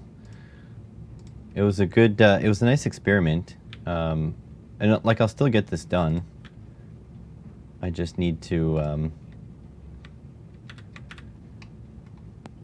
there we go. Just linking everything. View, 3D viewer. I mean, look, it still looks pretty. It's a little bit weird. I think it still looks good. Has a few little, it's gonna have a few little traces, but it'll just be what it is. It's not it's not the end of the world. I'm gonna run a wire like to like here. Oops. And then I'm gonna grab it and move it like that. I'm gonna pop a via. I'm gonna run a wire on the front copper to there. Pop a via. And then I'm going to drag this.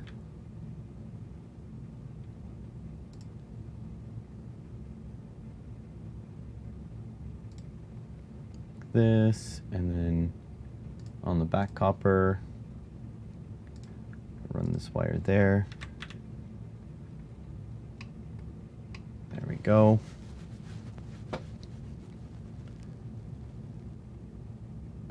have to run a...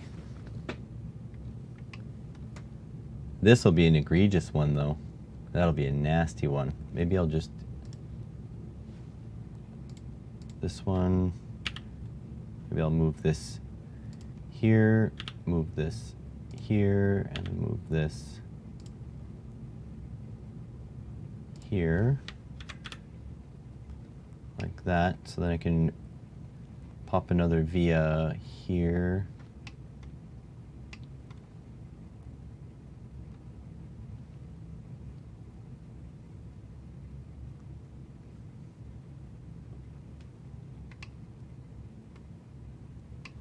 And to connect anything, any part of this.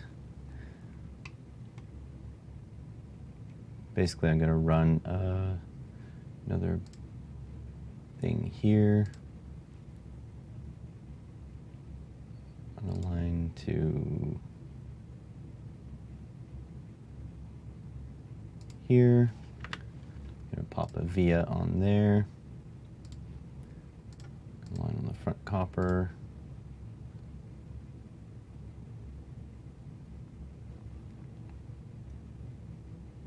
To like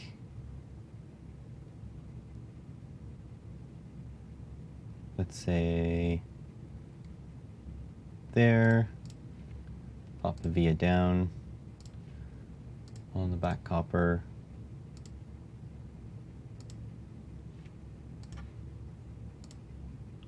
there, and then just move these.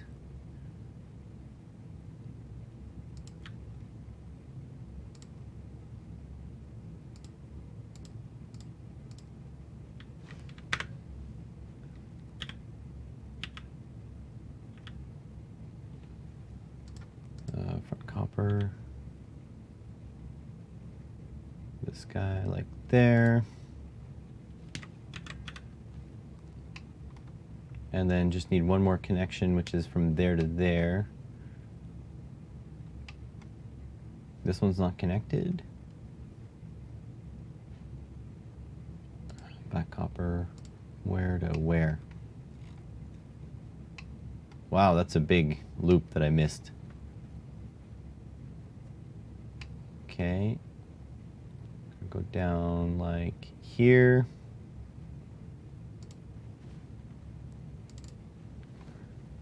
Put a via in the diagonals. Yeah, that's what I'm doing. The I'm sort of making it look like following the same sort of angles as the garlands or whatever.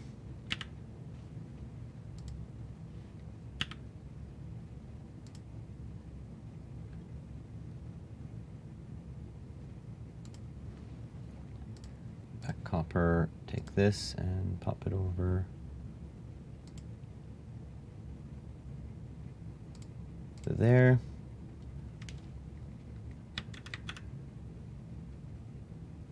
I think everything's connected now. So let's go view 3D viewer. There we go. So it's a little bit uglier, but not too bad. I mean, in the end, it's just, it needed to be. It is what it needed to be. That's about it, right? It just has to be what it has to be.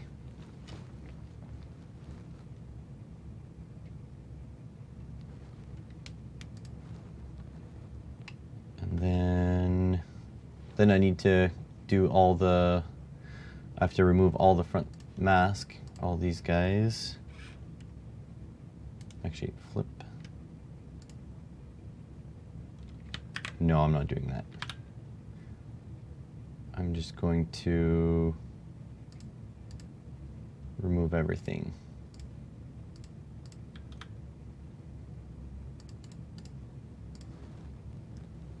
Thank you. I appreciate it. I wish it was a little nicer, but I mean, it was a good exercise, right? To try to make it all fit.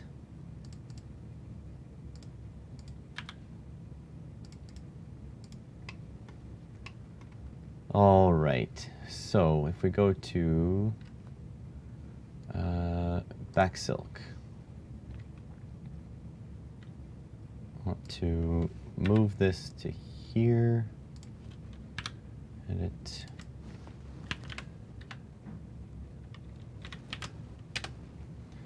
that, edit,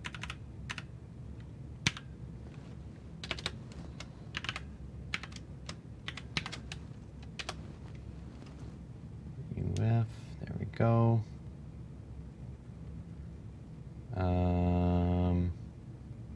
That's good. I can grab this. I have to put labels for these resistors. So what was R3? 10K?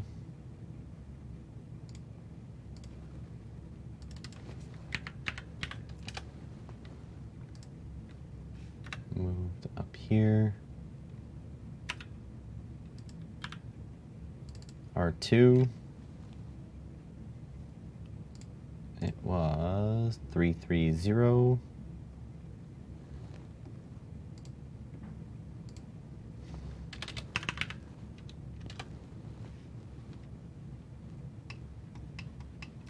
Move this guy here. It's going to be a little dirty. R1.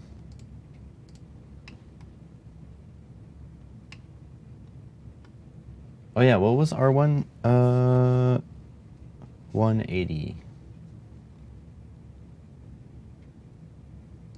Oops, that's not what I wanted. 180.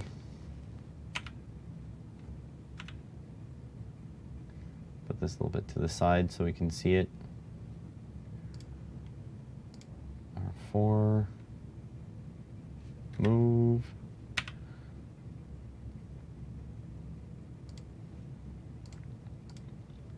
R4 was 10K.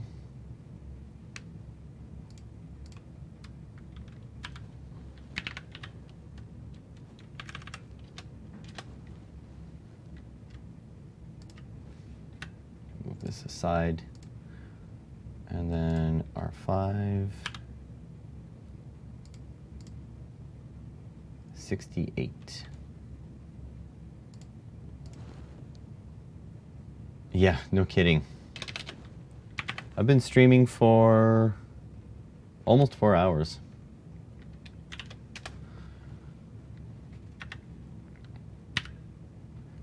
This was kind of the point of doing this live streaming.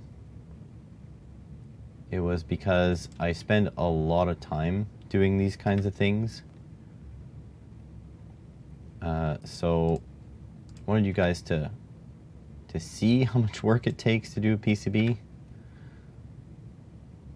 And, you know, to chill out if you guys wanted to see the process and whatever. Come have a look. Okay, so we need to find out where the red, here, this one we can delete. Don't need that. Oops. Edit, visible, nope. Visible, nope.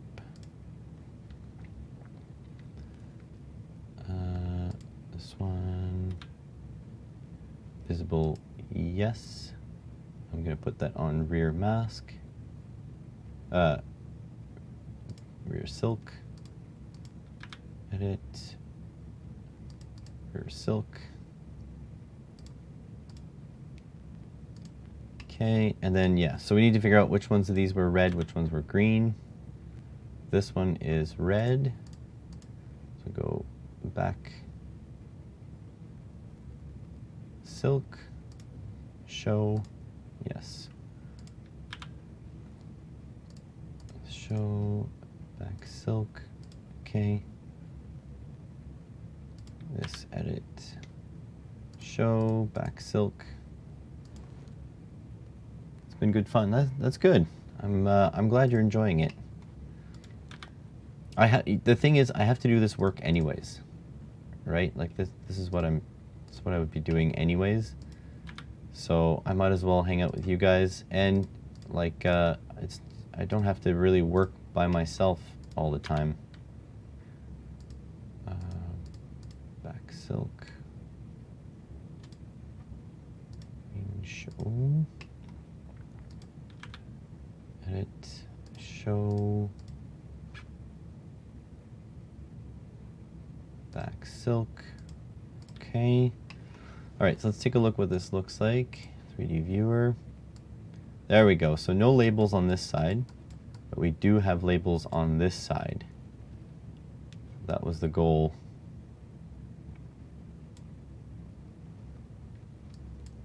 Okay, so that's nice. Hey, no worries. And honestly, I think one of the previous streams got a lot of views. Let me see. And I mean, views aren't everything. I get that, but they mean that people actually want to watch them, right? So the one where I designed a case in Fusion 360, it got 129 views. So clearly 129 people wanted to see it, or, you know, a couple of those people twice or whatever it is. So if there's that many people that want to see it, then, and I have to do this anyways, just might as well. All right, so hole, 2mm, is that gonna do? God, that's gonna be tight.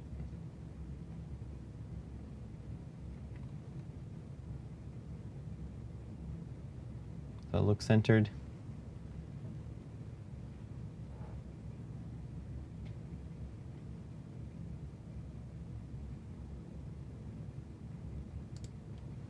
So actually, this should be locked. So I grab this, and then I align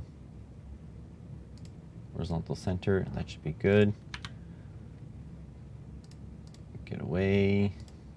Let's see what that looks like. 3D viewer. There we go.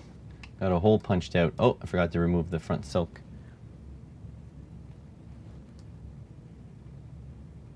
That should be good. All right, I think we got our Christmas tree, ladies and gentlemen. Whoever's watching. Statistically, gentlemen, let's be honest. Oh, wait. It should be on the back silk screen. Okay. 3D viewer. Oh, these footprints shouldn't be there. There should be nothing on the front silk.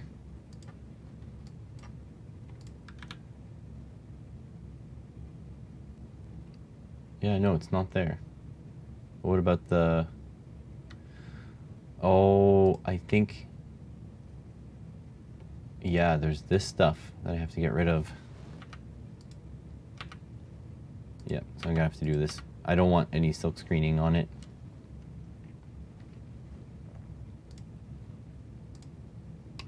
There we go. Okay, just gonna do these. Edit footprint.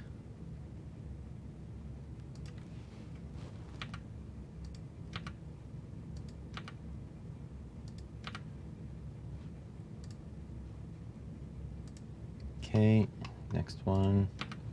Oops, don't want to do that. Edit footprint. Yeah, I want to make sure there's no silk screening on top of my... I'm going to get these PCBs plated in gold because it's Christmas. Why not? Edit footprint. Although I think silver will look just fine. Gold will be a little bit nicer.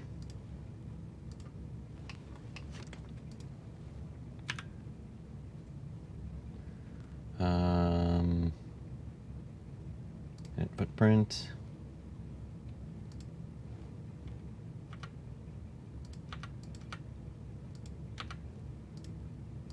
Save. It's good. I'll have to check if these transistors have anything. Oh my god.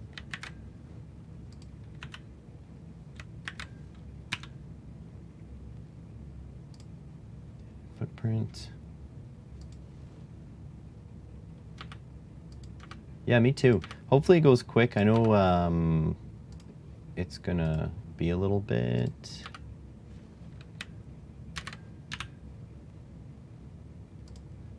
But hopefully they run it through pretty quick because I want to see the handiwork. Also, I need to make some videos.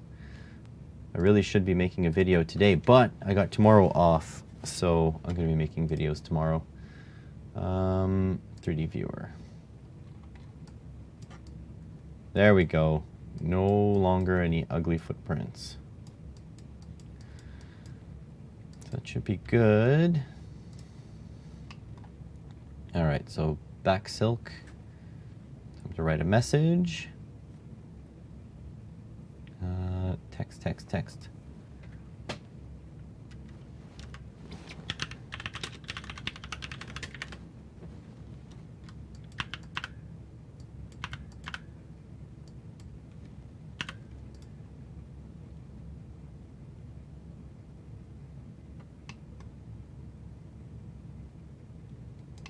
We're gonna put this.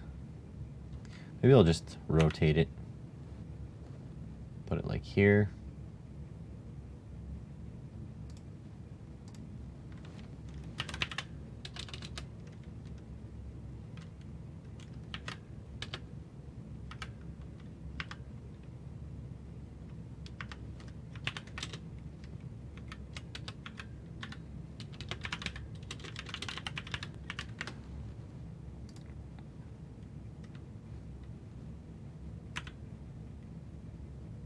Now that looks crap. Okay, let's take this guy, edit it, let's make it bigger. 0.5 by 2.5. All right, let's put it like there. This should be locked. So in this, and then align horizontal, and then boosh. Oh, we need to move it up. But other than that, I think we're good.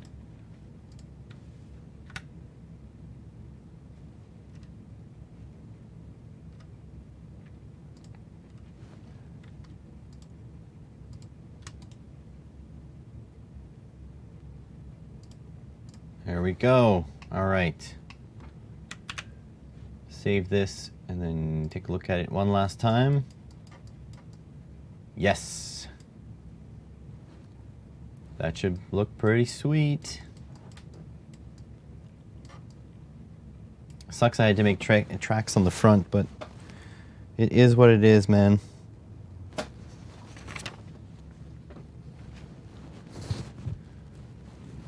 Pretty happy with that neat little circuit. And then let's see if we can export. So plot, refill, sure. Generate drill files. Drill files, close. Done. All right, well, it is time for me to go. Probably gonna eat some food.